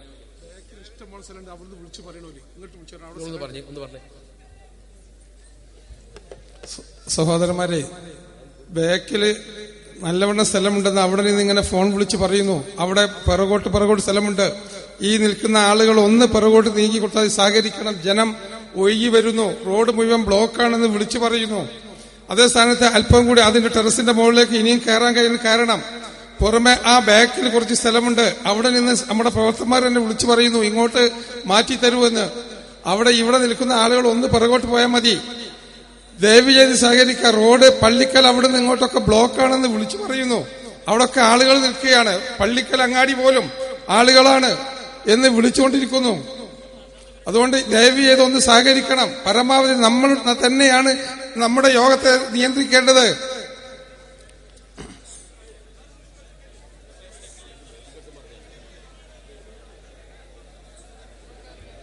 ഇനി സദസ്സ് ഇളക്കണ്ട, ആ നിൽക്കുന്ന പോലെ നിൽക്കട്ടെ. ഞാനിത് പറഞ്ഞ് പൂർത്തീകരിക്കട്ടെ. ചുരുക്കത്തിൽ നമ്മളിവിടെ ഉദ്ദേശിക്കുന്നത് ഏതെങ്കിലും വിഭാഗത്തെ തേജോവധം ചെയ്യാനല്ല, മറിച്ച് നമ്മളെ കൊണ്ട് കഴിഞ്ഞ തവണ ഇതൊന്നും പറയിപ്പിക്കേണ്ട ആവശ്യമില്ലാത്ത വിധം അവർക്ക് അവസാനിപ്പിക്കാമായിരുന്നു. നേരെ മറിച്ച് ഇതൊക്കെ എടുത്തു വെച്ച് പറയേണ്ട ഒരു ഗതികേട് ഞാൻ തന്നെ ഇതിനു വേണ്ടി സമയം ചെലവഴിക്കേണ്ടി വന്നതിൽ ഖേദമുണ്ട്. കാരണം നമ്മൾ തമ്മിലുള്ള ഈ ആഭ്യന്തര പ്രശ്നത്തിന്റെ പേരിൽ ഇവരെ കുറിച്ച് പറയുമ്പോൾ എനിക്കൊരു കാര്യം ഉറപ്പുണ്ട്. നമ്മൾ 10-28 കൊല്ലമായി ഈ പ്രഭാഷണ രംഗത്ത് അന്ന് മുതൽ ഇന്ന് വരെ ഇവരെ കുറിച്ച് പറയുന്ന കാര്യങ്ങൾക്ക് കൃത്യമായ മറുപടി ഉണ്ടാവില്ല. കാരണം കളവ് പറയുന്നതിന് അവർക്ക് യാതൊരു മടിയുമില്ല. വ്യാജ പ്രചരണത്തിലൂടെ കെട്ടിപ്പടുത്തതാണ്. കുറച്ച് സാധുക്കൾ അതിൽ കുടുങ്ങിപ്പോയതാണ്. അവർക്ക് അല്ലാഹു ഹിദായത്ത് കൊടുക്കുമാറാവട്ടെ. അപ്പൊ ഞാൻ ഈ പറഞ്ഞു വെച്ച വിഷയങ്ങൾ രേഖാപരമാണ്. നിങ്ങൾക്ക് സംശയമുണ്ടെങ്കിൽ വരാം, നോക്കാം. അവർക്ക് സംശയമുണ്ടെങ്കിൽ ഇതിന്റെ കോപ്പികൾ അവരുടെ കൈവശമുണ്ട്, പരിശോധിക്കാം. അശേഷം നമ്മൾ ഇതിൽ കളവ് പറയുന്നില്ലെന്ന് മാത്രമല്ല, ഇല്ലാത്തത് ഉണ്ടാക്കി പറയാൻ നമ്മൾ തയ്യാറുമല്ല. ഇനി ഇത് നോക്ക് നിങ്ങൾ. മറ്റൊന്ന്, ഇവിടെ ജോലി ചെയ്തിരുന്ന മുഅദ്ദിൻ, ആ മുഅദ്ദിൻ 26/2/14 ചില സാങ്കേതിക കാരണങ്ങളാൽ നമ്മുടെ പള്ളിയിൽ ജോലി ചെയ്യാൻ കഴിയാതെ വന്നാൽ ഞാൻ രാജിവെക്കുന്നു എന്ന് പറഞ്ഞ് കൊടുത്ത എഴുത്തായത്. മുഅദ്ദിൻ കൊടുത്ത രാജിക്കത്ത്, അയാൾ നേരെ തന്ന രാജിക്കത്തല്ലേ. മുഅദ്ദിൻ നേരിട്ട് എഴുതി കൊടുത്ത രാജിക്കത്ത്. ഒരു മുഅദ്ദിൻ പള്ളിയിൽ ജോലി ചെയ്യുമ്പോൾ ഇവിടെ പ്രശ്നഭൂമിയാണെന്ന് മനസ്സിലാക്കിയപ്പോൾ അദ്ദേഹം സ്വയം രാജിവെച്ചു പോയി. നിങ്ങളൊന്ന് ശ്രദ്ധിക്കണം. അദ്ദേഹം രാജിവെച്ച തീയതി 26/2/2014, ഫെബ്രുവരി മാസം 2014 26-ാം തീയതി. അത് കഴിഞ്ഞ് ഈ വ്യക്തി രാജിവെച്ച് പോയതിന്റെ ശേഷം കൃത്യമായി ശ്രദ്ധിച്ചോളൂ, 4/4/2014 രാജിവെച്ചത് ഫെബ്രുവരിയിൽ. അത് കഴിഞ്ഞ് 4-ാം മാസം അഥവാ ഏപ്രിൽ മാസത്തിൽ 2 മാസം കഴിഞ്ഞപ്പോൾ ഒരു വക്കീൽ നോട്ടീസ്. എന്താ വക്കീൽ നോട്ടീസിൽ പറയുന്നത്? അപ്പോൾ ഈ വക്കീൽ നോട്ടീസ് ഉണ്ടാക്കി പ്രശ്നമുണ്ടാക്കാൻ ശ്രമിച്ചതാരാ? ഈ മുഅദ്ദിനാവില്ല, മുഅദ്ദിനെ പ്രേരിപ്പിച്ചാന്ന് ഉറപ്പല്ലേ? ഫെബ്രുവരി മാസം 26-ാം തീയതി രാജിവെച്ച മുഅദ്ദിൻ ഏപ്രിൽ മാസം 4-ാം തീയതി വക്കീൽ നോട്ടീസ് അയക്കുന്നു. എന്താ വക്കീൽ നോട്ടീസ്? വക്കീല് പറയുന്നു, എന്റെ കക്ഷി പള്ളിക്കൽ ബസാർ ജുമഅത്ത് പള്ളിയിൽ 1999 മുതൽ മുക്രിയായി ജോലി ചെയ്തു വരുന്ന ആളാണ്. യാതൊരു കാരണവും കൂടാതെയും എന്റെ കക്ഷിക്ക് ആനുകൂല്യങ്ങളും ശമ്പളവും നൽകാതെയും 28/1/2014 പിരിച്ചുവിട്ടതായി വാക്കാൽ പറയുകയും എന്റെ കക്ഷിയെ പള്ളിയിൽ കയറാനും മുക്രിസ്ഥാനത്ത് ജോലി ചെയ്യാനും അനുവദിക്കാതിരിക്കുകയും ആണ് നിങ്ങൾ ചെയ്യുന്നത്. എന്താണ് ഈ പറഞ്ഞത്? 28/1/2014 പിരിച്ചുവിട്ടു എന്നാ പറയുന്നത്. 28/1/2014 പിരിച്ചു. ജനുവരി 28-ന് പിരിച്ചുവിട്ട ആള് ഫെബ്രുവരി 26-ാം തീയതി രാജിവെക്കുവോ? അങ്ങനെ ഉണ്ടാവുക? ഇതെന്താ മനസ്സിലാവാത്തത്? ഇയാള് ഫെബ്രുവരി 26-ന് പിന്നെ രാജിവെക്കുന്ന എന്തിനാ? ഫെബ്രുവരി 26-ന് രാജിവെച്ചുവെന്ന് മാത്രമല്ല, പിന്നെ പറയുന്നു, ഈ കാര്യത്തിൽ എന്റെ കക്ഷിക്ക് അതിയായ മനോവേദനയും സങ്കടവും ഉണ്ട്. എന്റെ കക്ഷിയെ അനാവശ്യമായി കാരണം കൂടാതെ പിരിച്ചുവിട്ടതായി നിങ്ങൾ പറയുന്നതാണ്. എന്റെ കക്ഷിക്ക് ഇന്ന് വരെ യാതൊരു അറിയിപ്പും നിങ്ങൾ നൽകിയിട്ടില്ല, പിരിച്ചുവിട്ടിട്ടില്ല. അറിയിപ്പിന്റെ ആവശ്യമില്ല, പിരിച്ചുവിട്ട കാര്യമില്ല, അയാൾ രാജിവെച്ച് പോയിട്ടുണ്ട്. ആയതിനാൽ ഈ നോട്ടീസ് കിട്ടിയ ഒരാഴ്ചക്കുള്ളിൽ എന്റെ കക്ഷിക്ക് നൽകേണ്ട എല്ലാവിധ ആനുകൂല്യങ്ങളും ശമ്പളവും നൽകണമെന്നും എന്റെ കക്ഷിയെ തിരിച്ചെടുത്ത് ജോലി ചെയ്യാൻ അനുവദിക്കണമെന്നും നിങ്ങളെ അറിയിക്കുന്നു. അല്ലാത്ത പക്ഷം നിങ്ങളുടെ പേരിൽ സിവിലായും ക്രിമിനലായും നടപടികൾ സ്വീകരിക്കുമെന്നും നട്ടത്തിന് ഈ നോട്ടീസ് ചെലവിന്റെ ഫീ അടക്കം 525 കാക്ക് നിങ്ങൾ ഉത്തരവാദിയായിരിക്കുമെന്നും ഇതിനാൽ അറിയിക്കുന്നു. 525 രൂപയുടെ പ്രശ്നം തീരുന്ന പറഞ്ഞത്. ആയിക്കോട്ടെ, ഞാൻ ചോദിക്കട്ടെ, ഫെബ്രുവരി മാസം പിരിച്ചുവിട്ട ഒരാൾക്ക് പിന്നെ എങ്ങനെയാ ഏപ്രിൽ മാസത്തിൽ വക്കീൽ നോട്ടീസ് വരല്? അവ ഫെബ്രുവരി മാസത്തിൽ പിരിച്ചുവിട്ടതല്ല, രാജിവെച്ചതാണ് അദ്ദേഹം, പിരിച്ചുവിട്ടതല്ല. രാജിവെച്ചു എന്നതിന്റെ വ്യക്തമായ തെളിവ് അദ്ദേഹത്തിന്റെ കൈപ്പടൽ എഴുതിയ രാജിക്കത്താണിത്. ഈ രാജിക്കത്ത് അയാൾ നിഷേധിക്കുമോ? അപ്പൊ രാജിവെച്ച മുഅദ്ദിനെ കൊണ്ട് വക്കീൽ നോട്ടീസ് അയച്ച് പുറത്താക്കി എന്ന് പറഞ്ഞുകൊണ്ട് പുതിയ പ്രശ്നം സൃഷ്ടിച്ചു. ആരാ പള്ളിക്കൽ ബസാർ പ്രശ്നമുണ്ടാക്കിയത്? അത് പറയാനാണ് ഞാനത് സൂചിപ്പിച്ചത്. മാത്രമല്ല, ഇവിടെ നേരത്തെ ഒരാൾ എന്നെ പോലും തെറ്റിദ്ധരിപ്പിച്ചു എന്ന് പ്രസംഗിച്ചു. ഞാൻ പറഞ്ഞിരുന്നു, തേഞ്ഞിപ്പലത്ത് വെച്ച് ഈ പ്രശ്നങ്ങളൊക്കെ ഉടലെടുത്ത് പർവ്വതീകരിച്ച് വന്നപ്പോൾ SI ഒരു യോഗം വിളിച്ചിട്ട് പരസ്യമായി ഇത് വിടുപ്പലക്കുന്ന ഒഴിവാക്കി നമുക്ക് രമ്യമായി പരിഹരിക്കാമെന്ന് പറഞ്ഞിരുന്നു. അങ്ങനെ പരിഹരിക്കാമെന്ന് പറഞ്ഞൊരു കരാറുണ്ടാക്കി. ആ കരാറിന്റെ ഫോട്ടോസ്റ്റാറ്റ് കോപ്പി നമ്മളിവിടെ കാണിച്ചിരുന്നു. ആ കരാറിന്റെ ഫോട്ടോസ്റ്റാറ്റ് കോപ്പിയാണത്. എന്നിട്ട് ഇവിടെ പ്രസംഗിച്ച ഒരാൾ വലിയ വെല്ലുവിളി നടത്തി. ഈ ഫോട്ടോസ്റ്റാറ്റ് കോപ്പിയിൽ എങ്ങനെ ഒപ്പിടുക? അതിന്റെ ഒറിജിനൽ ഞങ്ങളെ കയ്യിലാണ്, ഞങ്ങളതിൽ ഒപ്പിട്ടിട്ടില്ല. പിന്നെ ഒറിജിനൽ ഇല്ലാതെ ഫോട്ടോസ്റ്റാറ്റിൽ ആരോ ഒപ്പിടുന്നാലും ആരും ഒപ്പിട്ടിട്ടില്ല. ഇയാളെ തെറ്റിദ്ധരിപ്പിച്ചതാണ്, എന്നെ തെറ്റിദ്ധരിപ്പിച്ചതാണ്. ആ പ്രസംഗിച്ച ആളോട് വളരെ വിനയപൂർവ്വം പറയുന്നു, നിങ്ങളെ തെറ്റിദ്ധരിപ്പിക്കും പോലെ തെറ്റിദ്ധാരണയിൽ കുടുങ്ങാനൊന്നും ഞങ്ങൾ നിങ്ങളെ സ്ഥാപനത്തിൽ നിന്ന് ബിരുദമെടുത്ത ആളുകളല്ല എന്ന് ലളിതമായി മനസ്സിലാക്കി. തലയിൽ ബുദ്ധി വെച്ചിട്ടാണ് ഇക്കാലം ഇത് കൊണ്ടു നടന്നിട്ടുള്ളത്. ഒരു വിഷയം പഠിച്ചിട്ടേ പറയൂ. ഇത് എന്തുകൊണ്ട് സംഭവിച്ചു എന്ന് കൃത്യമായി ഞങ്ങൾക്കറിയാം. SI മനോഹരൻ വിളിച്ചിട്ട് നിരന്തരമായ ചർച്ച, പങ്കെടുത്ത ആളുകളുടെ മുമ്പിലുണ്ട്. നിരന്തരമായ ചർച്ചക്ക് ഒടുവിൽ 2 കൂട്ടർക്കും സമ്മതമായി, 2 കൂട്ടരോടും വേറിട്ടും ഒന്നിച്ചും ഇരുത്തി നിരന്തര ചർച്ചയ്ക്ക് ശേഷം എഴുതിയുണ്ടാക്കിയ കരാറായി. ഇവര് പറഞ്ഞത് SI സ്വന്തമായി എഴുതിയ കരാറിൽ ഞങ്ങനെ ഒപ്പിടുന്ന, SI സ്വന്തമായി ഉണ്ടാക്കിയ കരാറിൽ ഞങ്ങനെ ഒപ്പിടും. 2 കൂട്ടരെയും വേറെ വേറെ വിളിച്ചിട്ട് ചർച്ച ചെയ്ത് പിന്നെ 2 കൂട്ടരെയും ഒന്നിച്ചിരിച്ച് ചർച്ച ചെയ്തിട്ട് അതുണ്ടാക്കിയത്. ഇതിന്റെ ഒറിജിനൽ കോപ്പി നിങ്ങളെ കയ്യിലുള്ള CK വാഹിദ് എന്ന് പറഞ്ഞ ആളെ കയ്യിലുള്ളത്. അത് കൊണ്ടുപോയി വെച്ച് ഒപ്പിട്ട് തരാമെന്ന് പറഞ്ഞ് കൊണ്ടുപോയതാ. ഒപ്പിട്ട് തരാമെന്ന് പറഞ്ഞ് കൊണ്ടുപോയിട്ട് പിന്നെ എന്തേ ഒപ്പിടാതിരുന്നത്? അവർ കൊണ്ടുവരാത്ത സാഹചര്യത്തിൽ SIയുടെ മുമ്പിൽ നമ്മളെ ആളുകൾ പറഞ്ഞു, ഞങ്ങൾ ഇതിൽ ഒപ്പിടാൻ തയ്യാറാണ്, ഞങ്ങൾ ഫോട്ടോസ്റ്റാറ്റുകൾ ഒപ്പിടാൻ തയ്യാറാണ്. SIയുടെ മുമ്പിൽ പറഞ്ഞു. ഈ SI ജീവിച്ചിരിക്കുന്ന വ്യക്തിയാളെ മരിച്ചു പോയിട്ടില്ലല്ലോ. ആ SI പോയി ചോദിച്ചു നോക്കൂ, അയാള് പറയും ഒപ്പിടാൻ വിസമ്മതിച്ചത് മറുപക്ഷമാണ്. ഞാൻ അന്ന് ഈ കരാറിലുള്ള കാര്യങ്ങളിലൂടെ വായിച്ചു. ഈ കരാറിലുള്ള കാര്യങ്ങളിൽ ഏതാണ് നമുക്ക് അംഗീകരിക്കാൻ പറ്റാത്തത്? ഒരു നാട്ടിലെ പ്രശ്നം തീരാൻ ഈ കരാറിൽ ഒപ്പിട്ടാൽ സാധിക്കുമെന്ന് ബുദ്ധിയുള്ളവനത് വായിച്ചാൽ മനസ്സിലാവും. അവ പ്രശ്നം തീരരുത് എന്നാണ് നിങ്ങളുടെ താല്പര്യം, പ്രശ്നം തീർക്കരുത് എന്നാണ് നിങ്ങളുടെ താല്പര്യം. പ്രശ്നം തീർക്കണമെങ്കിൽ ഇതിൽ ഒപ്പിട്ടാൽ മതി. നിങ്ങളുടെ വാദം കേവലം ഒരു ആവശ്യമില്ലാത്ത വാദം മാത്രമേ നിങ്ങൾ പറഞ്ഞത്. പള്ളിക്കൽ ബസാർ ജമാഅത്ത് പള്ളിയിൽ ഉണ്ടായിട്ടുള്ള അനിഷ്ട സംഭവത്തെ തുടർന്ന് തേഞ്ഞിപ്പലം പോലീസ് സ്റ്റേഷൻ ഇൻസ്പെക്ടർ അവരുടെ സാന്നിധ്യത്തിൽ മധ്യസ്ഥന്മാർ മുഖാന്തരം പറഞ്ഞു തീരുന്നതിന് ഇരു കക്ഷികളും താഴെ പറയുന്ന വ്യവസ്ഥ അംഗീകരിച്ച് ഒപ്പുവെക്കുന്നു. ഇവിടെ ഇവർ പറയുന്നത് പള്ളിക്കൽ ബസാറിൽ ഉണ്ടായ പ്രശ്നത്തിന്റെ അടിസ്ഥാനത്തിൽ എഴുതാൻ പാടില്ല. പ്രശ്നമുണ്ടായത് കൊണ്ടല്ലേ കരാറ്. പ്രശ്നമില്ലെങ്കിൽ പോലീസ് സ്റ്റേഷനിൽ കരാറ് വേണോ? വീട്ടിലിരുന്നാ പോലെ. പ്രശ്നമില്ലെങ്കിൽ പിന്നെ പോലീസ് സ്റ്റേഷനിൽ കരാറ് വേണോ? പോലീസ് സ്റ്റേഷനിൽ SIയുടെ മുമ്പിൽ കരാറപ്പെടുന്നത് പ്രശ്നമുള്ളതുകൊണ്ടല്ലേ. ഇതൊരു ജനങ്ങളെ വിഡ്ഢികളാക്കിക്കൊണ്ട് പറയാം പ്രശ്നമുണ്ടായതുകൊണ്ട് എഴുതാൻ പാടില്ല. പിന്നെ പള്ളിക്കൽ ബസാറിൽ വലിയ സന്തോഷം ഉണ്ടായതുകൊണ്ട് SI വിളിച്ചു ചേർത്തത്.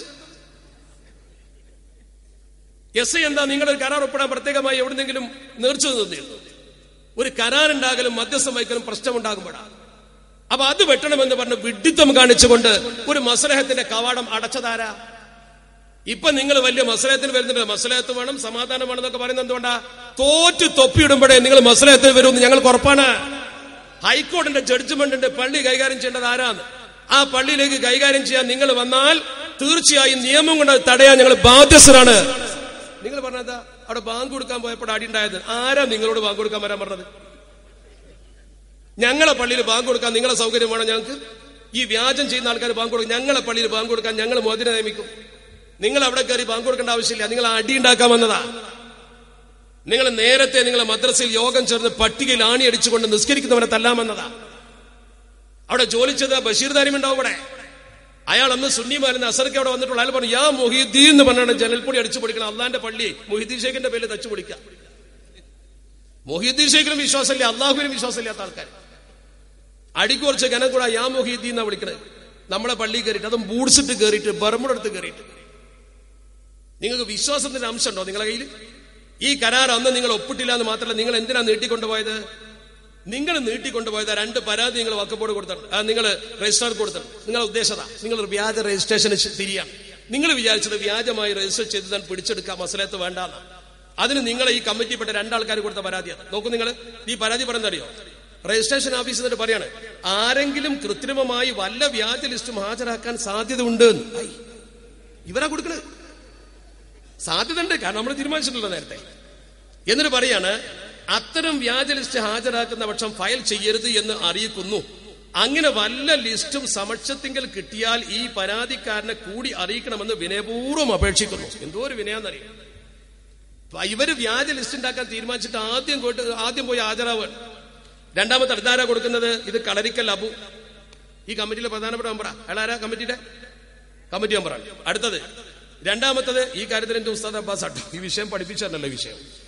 അടുത്തത്, എന്നാൽ ചില വ്യക്തികൾ വ്യാജ ലിസ്റ്റ് ഫയൽ ചെയ്യാൻ സാധ്യത ഉള്ളതിനാൽ അത്തരം വ്യാജ ലിസ്റ്റ് ഫയൽ ചെയ്യരുത് എന്നും ലിസ്റ്റ് കിട്ടിയ വിവരം എന്നെ കൂടി അറിയിക്കണമെന്നും മഹല്ല് പ്രസിഡന്റ് അപേക്ഷിക്കുന്നു. എന്റെ അഡ്രസ് താഴ്ചെടുക്കുന്നു. CK അബ്ദുൽ മജീദ്. ആ മൂപ്പരും പറയണെന്താ വല്ലതും വരാൻ സാധ്യത ഉണ്ട്, മൂപ്പര് തന്നെ ഉണ്ടാക്കി വെച്ചിട്ടുണ്ട്. അപ്പൊ വ്യാജ ലിസ്റ്റ് വരുന്നുണ്ട് എന്ന് നേരത്തെ അറിയിക്കാൻ അവിടെ പോയിട്ട്, എന്നിട്ട് വ്യാജ ലിസ്റ്റ് അല്ല എന്ന് വരുന്ന രീതിയിൽ യഥാർത്ഥ ലിസ്റ്റ് ഇവർ കൊടുക്കുകയാണ്. അപ്പൊ കള്ളന്മാർ തന്നെ മുൻകൂട്ടി ഞാൻ കള്ളനല്ല എന്ന് എഴുതി കൊടുത്തിട്ട് പിന്നെ കള്ളത്തരം ചെയ്യാണ്. സത്യത്തിൽ ഇതിന്റെ വല്ല ആവശ്യമുണ്ടോ? ഇങ്ങനെ ഒരു പള്ളി പിടിച്ചടക്കേണ്ട വല്ല കാര്യമുണ്ടോ? നിങ്ങൾ നിങ്ങൾ ആലോചിച്ച് പറയേണ്ടത്. അതിന്റെ ശേഷം ഇതിന്റെ കേസുകളും അനുബന്ധ നടപടിക്രമങ്ങളും മുഴുവൻ നടന്നു. ഞാൻ ഇപ്പൊ ഈ എടുത്തു വെച്ച രേഖകൾ, ഇതുപോലത്തെ രേഖകൾ ഇനി പഠിച്ചാൽ ഇതിലപ്പുറം ഉണ്ട് എന്ന് എന്നോട് പറഞ്ഞു. ഞാൻ മതി എന്ന് പറഞ്ഞതാ. മനുഷ്യന്മാർക്ക് മനസ്സിലാകാൻ മാത്രം മതിയല്ലോ. വല്യുക്കസ്മാലം യൊക്കൊലെന്ന് പറഞ്ഞില്ലേ, ബാക്കി കിയാസാക്കാനും പഠിച്ചിട്ടല്ല നമ്മൾ. ഇനി നിങ്ങൾ കിയാസാക്കുമ്പോൾ ശ്രദ്ധിക്കേണ്ടത് ഇവിടെ മാത്രമല്ല ഈ പ്രശ്നം. ഇനി ഞാൻ പറയുന്ന പ്രശ്നം അല്പസമയം നിങ്ങൾ ശ്രദ്ധിക്കണം. ഇവരുടെ സംഘടനാപരമായ പിറവിയും പ്രവർത്തനവും തന്നെ വ്യാജത്തിന്മേലാണ്. നേരത്തെ പ്രയോഗിച്ച 2 പ്രയോഗങ്ങൾ നിങ്ങൾ വ്യാജ ആധാരം ചമക്കൽ, കള്ള ഒപ്പിടൽ. ഇത് കോടതി വിധിയിലാണ് വരുന്നത്. ഇത് നിരന്തരമായി ഇവർക്കെതിരെ കോടതികൾ പറഞ്ഞിട്ടുള്ളതാണ്. അതിന്റെ ഒരു ചെറിയ തെളിവ് കൂടി ഞാൻ നിങ്ങളെ മുമ്പിൽ വെച്ചിട്ട് ബാക്കി ഞാൻ അലവി താലിമിക്ക് കൈമാറും, ശ്രദ്ധിച്ചോളൂ. അതിന്റെ പ്രധാനപ്പെട്ട തെളിവെന്ന് പറയുന്നത്, ഞാൻ പറയുന്ന കാര്യം കൃത്യമായി മനസ്സിലാക്കുക. ഇവിടെ ഒരാൾ പ്രസംഗിച്ചു. അയാൾ പ്രസംഗിച്ചിട്ട് വളരെ വ്യാജമായി സമത്വ കേരള ജംഇയ്യത്തുൽ ഉലമായുടെ പ്രവർത്തനങ്ങളെ നമ്മുടെ സമൂഹത്തിൽ മോശമായി അവതരിപ്പിച്ചു. സമത്വയിലുണ്ടായ പിളർപ്പിനെ കുറിച്ച് അദ്ദേഹം പറഞ്ഞത് 100% തെറ്റാണ്. ആരാണെന്ന് ഞാൻ പറയുന്നില്ല, കാരണം വ്യക്തിഹത്യ എന്റെ ഭാഗമല്ല. കാരണം അവരൊന്നും നമ്മളോട് വ്യക്തിപരമായി ഒരു ദ്രോഹവും ചെയ്തിട്ടില്ല. അതുകൊണ്ട് തന്നെ അവരെ വ്യക്തിപരമായി ആക്ഷേപിക്കേണ്ട കാര്യം നമുക്കില്ല. പക്ഷെ സംഘടന പ്രധാനമാണ്. സമത്വ കേരള ജംഇയ്യത്തുൽ ഉലമ സത്യത്തിന്റെ പ്രസ്ഥാനം. ആ പ്രസ്ഥാനത്തെ ജനമധ്യത്തിൽ അവമതിക്കാൻ ശ്രമിച്ചാൽ നമ്മുടെ റൂഹുള്ള കാലത്തോളം അത് തടുക്കാൻ വേദിയിൽ വരിക തന്നെ ചെയ്യും. അതിന് നിങ്ങൾ എന്ത് ചെയ്തിട്ടും കാലം മരണം വരെ പോരാടും. കാരണം അത് പ്രസ്ഥാനം സത്യമാണെന്ന് ബോധ്യപ്പെട്ടിട്ടാണ് നമ്മൾ നിൽക്കുന്നത്. അതല്ലാതെ ബോധ്യപ്പെട്ടില്ലെങ്കിൽ സാമ്പത്തിക ആനുകൂല്യത്തിനാണ് എപ്പോഴോ നിങ്ങളെ കൂടെ വന്നിരുന്നു. ഇത് ഞാൻ ഒരിക്കൽ പറഞ്ഞപ്പോ എന്നോട് പറഞ്ഞു, ആർക്കാൻ തന്നെ വേണ്ടത് വന്നു നോക്കണ്ട കുട്ടികളെ കോലറിയണമെങ്കിൽ. അപ്പൊ അറിയാം നിങ്ങളെ കൂടുതൽ ബന്ധമുള്ള ആൾക്കാർ. നിങ്ങൾ എന്ത് കേട്ടാലും തക്ബീർ ചെല്ലുന്ന, എന്ത് കേട്ടാലും അത് അംഗീകരിക്കുന്ന സമൂഹമല്ലേ. എനിക്കിപ്പോഴും ഓർമ്മയുണ്ട്, ശ്രീ സിറിയക് ജോൺ കേരളത്തിന്റെ മന്ത്രിയായിരിക്കുന്ന സമയത്ത്, സിറിയക് ജോൺ കേരളത്തിന്റെ മന്ത്രിയാ, അദ്ദേഹം തിരുവമ്പാടിയിൽ വെച്ച് ഇതുപോലത്തെ ഒരു പൊതുയോഗത്തില് അഖിലേന്ത്യാ സുന്നി ജമിയത്തിനുടെ സെക്രട്ടറി ഇരുത്തിയിട്ട് പറഞ്ഞു, അയാൾ പ്രസംഗിച്ച പ്രസംഗ, മുസ്ലിം സമുദായത്തിൽ ഇനി ഒരു പ്രവാചകൻ വരികയാണെങ്കിൽ അത് ഇദ്ദേഹമായിരിക്കും എന്ന് പറഞ്ഞു. ജബ്ബാറാജി അല്ലട്ടോ, മറ്റേ ആളെ പറഞ്ഞത്. അയാളെ പേര് ഞാൻ ആ പേര് ഉപയോഗിക്കാറില്ല, അതുകൊണ്ടാണ്. കാരണം പേരുപയോഗിക്കാത്ത അദ്ദേഹത്തുള്ള വിദ്വേഷം കൊണ്ടല്ല, വെറുതെ അത് പറഞ്ഞ് നമ്മളൊരു സങ്കടപ്പെടാൻ കരുതിയിട്ടാണ്. ഈ വിഷയം മുസ്ലിം സമൂഹത്തിൽ ഇനി ഒരു പ്രവാചകൻ വരികയാണെങ്കിൽ ഇദ്ദേഹമായിരിക്കും എന്ന് പറഞ്ഞു. അല്ലാഹു അക്ബർ എന്ന് പറഞ്ഞു കൗമ്. തക്ബീറേ, ഒരു നബി വരികയാണ്, തക്ബീറില്ല. ആ തക്ബീർ ചൊല്ലിയ ആളുകളുടെ അത്ഭുതം ആ നാട്ടുകാർ പറഞ്ഞു. അന്ന് സോഷ്യൽ മീഡിയ ഇല്ലാത്തതുകൊണ്ട് റെക്കോർഡ് ചെയ്യാൻ പറ്റില്ല. പക്ഷെ പ്രസംഗം വന്ന് ചിലരൊക്കെ റെക്കോർഡ് ചെയ്തിരുന്നു, സാധാ റെക്കോർഡ്. അങ്ങനെ ആ പ്രസംഗം നമ്മൾ കേട്ടു. ഞാൻ കോഴിക്കോട് ഓഫീസിലിരിക്കുന്ന സമയത്ത്, സുന്നിയഫ്കാർ ഓഫീസിലിരിക്കുമ്പോൾ ഷെയ്ഖുന ശംസുലമ ഓഫീസിലോ, ഞാൻ ഇപ്പോഴും അരങ്ങനെ ഓർക്കുക, അദ്ദേഹം ഓഫീസിൽ വന്നപ്പോൾ അദ്ദേഹത്തിന് പത്രം വായിച്ചു കൊടുക്കാന്നുള്ളൊരു പണിയുണ്ട്. ഇടയ്ക്ക് അദ്ദേഹം വിളിക്കും, അവിടെ ഉണ്ടെങ്കിൽ ചിലപ്പോൾ വിളിക്കും. പത്രം വായിച്ചു കൊടുക്കുന്നതിനിടയിൽ ഞാൻ അദ്ദേഹത്തോട് പറഞ്ഞു, ഷെയ്ഖുന, തിരുവമ്പാടിയിൽ വെച്ചിട്ട് ബഹുമാനപ്പെട്ട സിറിയക് ജോൺ മന്ത്രി ഇങ്ങനെ ഒരു പ്രസംഗം നടത്തിയിട്ടുണ്ട്, അതിന് തക്ബീർ ചൊല്ലിയിട്ട് കുട്ടികൾ എന്നാണ്. ഷെയ്ഖുന പറഞ്ഞത് ശരിയാണ്ടാ. ഞാൻ ആകെ ഒന്ന് പതറി. കാരണം നമ്മള് ഷെയ്ഖുനന്റെ കയ്യിൽ നിന്ന് എന്തെങ്കിലും ഒരു മറുപടി ശരിക്കും കിട്ടുമെന്ന് വിചാരിച്ചിട്ട് പറഞ്ഞതാ, അത് പാളിപ്പോയി. ഞാൻ ഒന്നുകൂടി പറഞ്ഞു, മുസ്ലിം സമുദായത്തിൽ ഇനി ഒരു നബി വരികയാണെങ്കിൽ ഇദ്ദേഹമായിരിക്കും എന്നാ പറഞ്ഞത് എന്നാണ്. അതിനെന്താ കുഴപ്പമെന്ന് വെച്ചു. എനിക്ക് മനസ്സിലായില്ല. ഞാൻ പിന്നെ മിണ്ടിയിട്ട് കാര്യമില്ലല്ലോ. ഞാൻ മിണ്ടാതിരുന്നപ്പോ അദ്ദേഹം കുലുങ്ങി ചിരിച്ചുകൊണ്ട് എന്നോട് പറഞ്ഞ വാക്ക് ഇപ്പോഴും എന്റെ മുഖത്ത്, ഞാൻ ആ മുഖം ഇങ്ങനെ കാണുകയാണ്. അദ്ദേഹം പറഞ്ഞു, എടാ, മുസ്ലിം സമുദായത്തിൽ ഇനി ഒരു പ്രവാചകൻ വരികയാണെങ്കിൽ അത് കള്ളപ്രവാചകനാന്ന് ഉറപ്പല്ല, അതിന് പറ്റിയ ആൾ ഇവനല്ലാതെ ആരാടാന്ന്. എന്നോട് ഷെയ്ഖുന ശംസുലമൻ നവ്വറല്ലാഹു മർക്കദ, ആ മഹാന്റെ റൂഹ് നമ്മുടെ മുമ്പിൽ ഉള്ളപ്പോ അദ്ദേഹം എന്നോട് പറഞ്ഞ വാക്ക, അള്ളാഹു അദ്ദേഹത്തിന്റെ ഖബർ വിശാലമാക്കുമാറാവും. ഞാനും അങ്ങനെ ചിന്തിച്ചാൽ നിങ്ങളും അങ്ങനെ ചിന്തിച്ചിട്ടുണ്ടാവുമല്ലോ. ഷെയ്ഖിന് എപ്പോഴും വിലങ്ങനെ ചിന്തിക്കുന്ന ഒരാളാണ്, ഇൻഡയറക്റ്റ് ആയിട്ട് ചിന്തിക്കും, നമ്മൾ വിചാരിച്ച പോലെ അല്ല പോവുക. അങ്ങനെ തന്നെ പറഞ്ഞു അദ്ദേഹം. ഞാൻ അത്ഭുതപ്പെട്ടു പോയി, എന്താണ് ഈ പറയുന്നത്. ഞാൻ നല്ലൊരു രസകരമായ മറുപടി കിട്ടും ഞാൻ ചോദിച്ചു, അതിനേക്കാൾ രസകരമായ മറുപടിയാണ് കിട്ടിയത്. അദ്ദേഹത്തിന്റെ പ്രത്യേകത, ചോദ്യം മറുപടി ഉടനെയാ.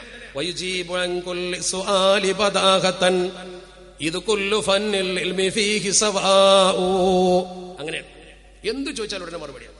അപ്പൊ ചുരുക്കത്തിൽ ഇവിടെ പ്രസംഗിച്ച ആള് പറഞ്ഞതിന്റെ സത്യാവസ്ഥ ഞാൻ ബോധ്യപ്പെടുത്തരാം.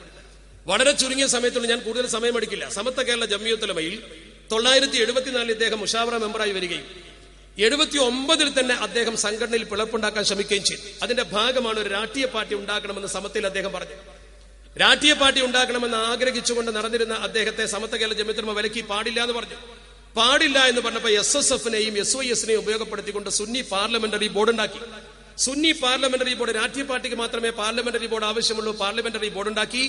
ആ പാർലമെന്ററി ബോർഡിന്റെ കീഴിൽ യോഗം ചേർന്നുകൊണ്ട് സ്ഥാനാർത്ഥികളെ തോൽപ്പിക്കാൻ ആഹ്വാനം ചെയ്തു. മുസ്ലിം ലീഗിന്റെ സ്ഥാനാർത്ഥികൾ നിന്നാൽ അവരെ തോൽപ്പിക്കണം. ഈ തോൽപ്പിക്കൽ ഒരു മുജാഹിദ് ജമാഅത്ത് പശ്ചാത്തലത്തിലാണ് എന്നാണ് ആദ്യമൊക്കെ ധരിച്ചത്. പക്ഷെ അവിടുന്ന് വിട്ട് ലീഗിന്റെ സ്ഥാനാർത്ഥിയാണോ തോൽപ്പിക്കുക, അതിന്റെ ഭാഗമായിരുന്നു. നിങ്ങൾക്കറിയാം, AV അബ്ദുറഹ്മാൻ ഹാജി മത്സരിച്ചിരുന്നു മേപ്പയൂരിൽ. AV അബ്ദുറഹ്മാൻ ഹാജിയെ തോൽപ്പിക്കണമെന്ന് പ്രസംഗിച്ചു. ഞങ്ങൾ അവരോട് തിരിച്ചു വെച്ചു, AV തോറ്റാൽ ആരാ ജയിക്കുന്നത്? കണാരൻ. കണാരൻ ജയിച്ചിട്ട് മുഷാവറിൽ എടുക്കാൻ പറ്റുമോ? കണാരൻ ജയിച്ചിട്ട് ഇവർക്ക് എന്താ കാര്യം? AV തോറ്റാൽ കണാരൻ ജയിക്കും, കണാരനും AV തമ്മിൽ എന്താ വ്യത്യാസം എന്ന് ചോദിച്ചു. മുസ്ലിം ലീഗിന്റെ സ്ഥാനാർത്ഥിയാണോ പരാജയപ്പെടുത്തണമെന്ന് ഇവർ ആഹ്വാനം ചെയ്തു. ആയിക്കോട്ടെ, മുസ്ലിം ലീഗിന്റെ സ്ഥാനാർത്ഥിയെ പരാജയപ്പെടുത്താൻ അവർക്ക് അവകാശമുണ്ട്, പക്ഷെ സമത്വയുടെ പേരിൽ വേണ്ട എന്ന് നമ്മൾ പറഞ്ഞു. അങ്ങനെ രാഷ്ട്രീയ ചേരിതിരിവുണ്ടാക്കി അവസാനം എറണാകുളത്ത് യോഗം വെച്ചു. എറണാകുളത്ത് സമ്മേളനം വെച്ചു. സമ്മേളനത്തിന്റെ സ്വാഗത സംഘം രൂപീകരിച്ചു. ആ സ്വാഗത സംഘത്തിലേക്ക് ഉത്തരവാദപ്പെട്ട സമത്വയുടെ നേതാക്കൾപ്പെട്ട നാട്ടിക മൂസ മൗലവി, MM Mohiuddin Moulavi, AM Pareed, അതുപോലെ തന്നെ MK കുഞ്ഞുമോ മുസ്ലിയാർ, അഹമ്മദ് കോയമത്തങ്ങള്, സ്വാദിഖ് മുസ്ലിയാർ, ഇങ്ങനെയുള്ള പ്രമുഖരെ ക്ഷണിച്ചില്ല. ക്ഷണിക്കാതെ വന്നപ്പോൾ അവരുടെ ഒരു യോഗം നാട്ടിക വിളിച്ചു. നാട്ടിക മൂസ മൗലവി ചോദ്യം ചെയ്തു, നിങ്ങൾ എന്തുകൊണ്ട് ഞങ്ങളെ കൂട്ടാതെ സുന്നി സംഘത്തിന്റെ സ്വസംഘം ഉണ്ടാക്കി? അതിനവര് പറഞ്ഞ മറുപടി, പാണക്കാട്ട് എന്ന് പറയുന്നത് മാത്രം കേൾക്കുന്നവരെ ഞങ്ങൾക്ക് വേണ്ട, ഞങ്ങൾക്ക് സുന്നത്ത് ജമാഅത്തിന് പ്രാമുഖ്യം നൽകുന്നവരെ മതിയെന്ന. പാണക്കാട്ടില്ലാത്തൊരു സുന്നത്ത് ജമാഅത്ത് ഏതാ? അതുകൊണ്ട് നാട്ടിക മൂസ മൗലവി പറഞ്ഞു, ഞങ്ങൾ പാണക്കാട്ടെ സുന്നത്ത് ജമാഅത്തുകാരാണ്, ഞങ്ങളൊരു സമ്മേളനം നടത്തി കാണിച്ചു തരാമെന്ന് പറഞ്ഞു. അദ്ദേഹം പ്രഖ്യാപിച്ചു മധ്യമേഖല സുന്നി സമ്മേളനം. ധിക്കാരത്തോടു കൂടി പറഞ്ഞപ്പോൾ മധ്യമേഖല സുന്നി സമ്മേളനം വെച്ചു. മധ്യമേഖല സുന്നി സമ്മേളനവും അതുപോലെ SYS-ന്റെ സമ്മേളനവും രണ്ടും വന്നപ്പോ സമത്ത ഇടപെട്ടു. സമത്ത മസ്ലഹത്തിന് ആളിറക്കി മാരത്തോൺ ചർച്ച നടത്തി.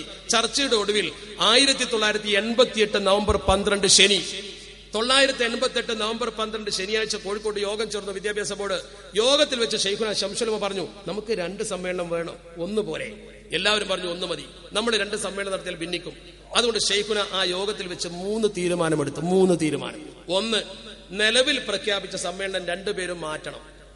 എന്നിട്ട് 2 കൂട്ടരും ചേർന്ന് ഒരു യോഗം മനോഹരമായി സമത്വയുടെ കീഴിൽ നടത്തണം. 3, അതിന്റെ സ്വാഗത സംഘം അടുത്ത ശനിയാഴ്ച ഇവിടെ വെച്ച് സംയുക്തമായി ഉണ്ടാക്കണം. ഈ 3 തീരുമാനം മിനിറ്റ്സിൽ എഴുതി അംഗീകരിച്ചു, പിരിഞ്ഞു. അടുത്ത ശനിയാഴ്ച എന്ന് പറഞ്ഞാൽ 88 നവംബർ 19. 12-ാം തീയതി തീരുമാനിച്ചു. അടുത്ത ശനിയാഴ്ച നവംബർ 19 യോഗം വിളിച്ചു. യോഗത്തിൽ ബന്ധപ്പെട്ട ആളുകളൊക്കെ വന്നു. ആ യോഗത്തിൽ വെച്ച് ശൈഖുന ശംസുലുമ പറഞ്ഞു, കഴിഞ്ഞ യോഗ തീരുമാനപ്രകാരം എല്ലാ സമ്മേളനങ്ങളും 2 സമ്മേളനങ്ങളും നിർത്തിവെച്ച് സമത്വയുടെ ഒരു മഹാസമ്മേളനമാണ് നടക്കാൻ പോകുന്നത്. അതിന്റെ സ്വാസംഘം ഇവിടെ വെച്ച് രൂപീകരിക്കും. പറയുന്ന തറവാട്ടുകാരൻ ഒരു ശംസുലുമയാണ്. ആ ശംസുലയുടെ മുഖത്ത് നോക്കി ഒരു മെമ്പർ എഴുന്നേറ്റ് പറഞ്ഞു, ബാക്കിൽ നിന്ന് SYSന്റെ സമ്മേളനം നിർത്തിവെച്ചിട്ടില്ല, നിർത്തിവെക്കുകയുമില്ല. ശൈഖുന ശംസുലുമ പറഞ്ഞു, 2 സമ്മേളനം നടത്താൻ പാടില്ല, അത് കഴിഞ്ഞ യോഗ തീരുമാനമാണ്. അവരിൽ കുറച്ചാളുകൾ എഴുന്നേറ്റ് വാദിച്ചു, SYSന്റെ സമ്മേളനം നടത്താൻ സമ്മതിക്കില്ലെങ്കിൽ നിങ്ങളെ പുറത്തേക്ക് വിടൂല. പുറത്താളെ ഒരുക്കി നിർത്തി മുദ്രാവാക്യം വഴി തുടങ്ങി. മഹാന്മാരായ സമത്വയുടെ ആലിമീങ്ങൾക്കെതിരെ മുറാഅത്തുൽ ആദാബി ഔലാ മിനൽ അഹ്കാം എന്ന് പഠിപ്പിച്ച മതവിധിയേക്കാൾ പ്രധാനമാണ് അദബ്. മതവിധിയേക്കാൾ പ്രധാനമാണ് അദബ്.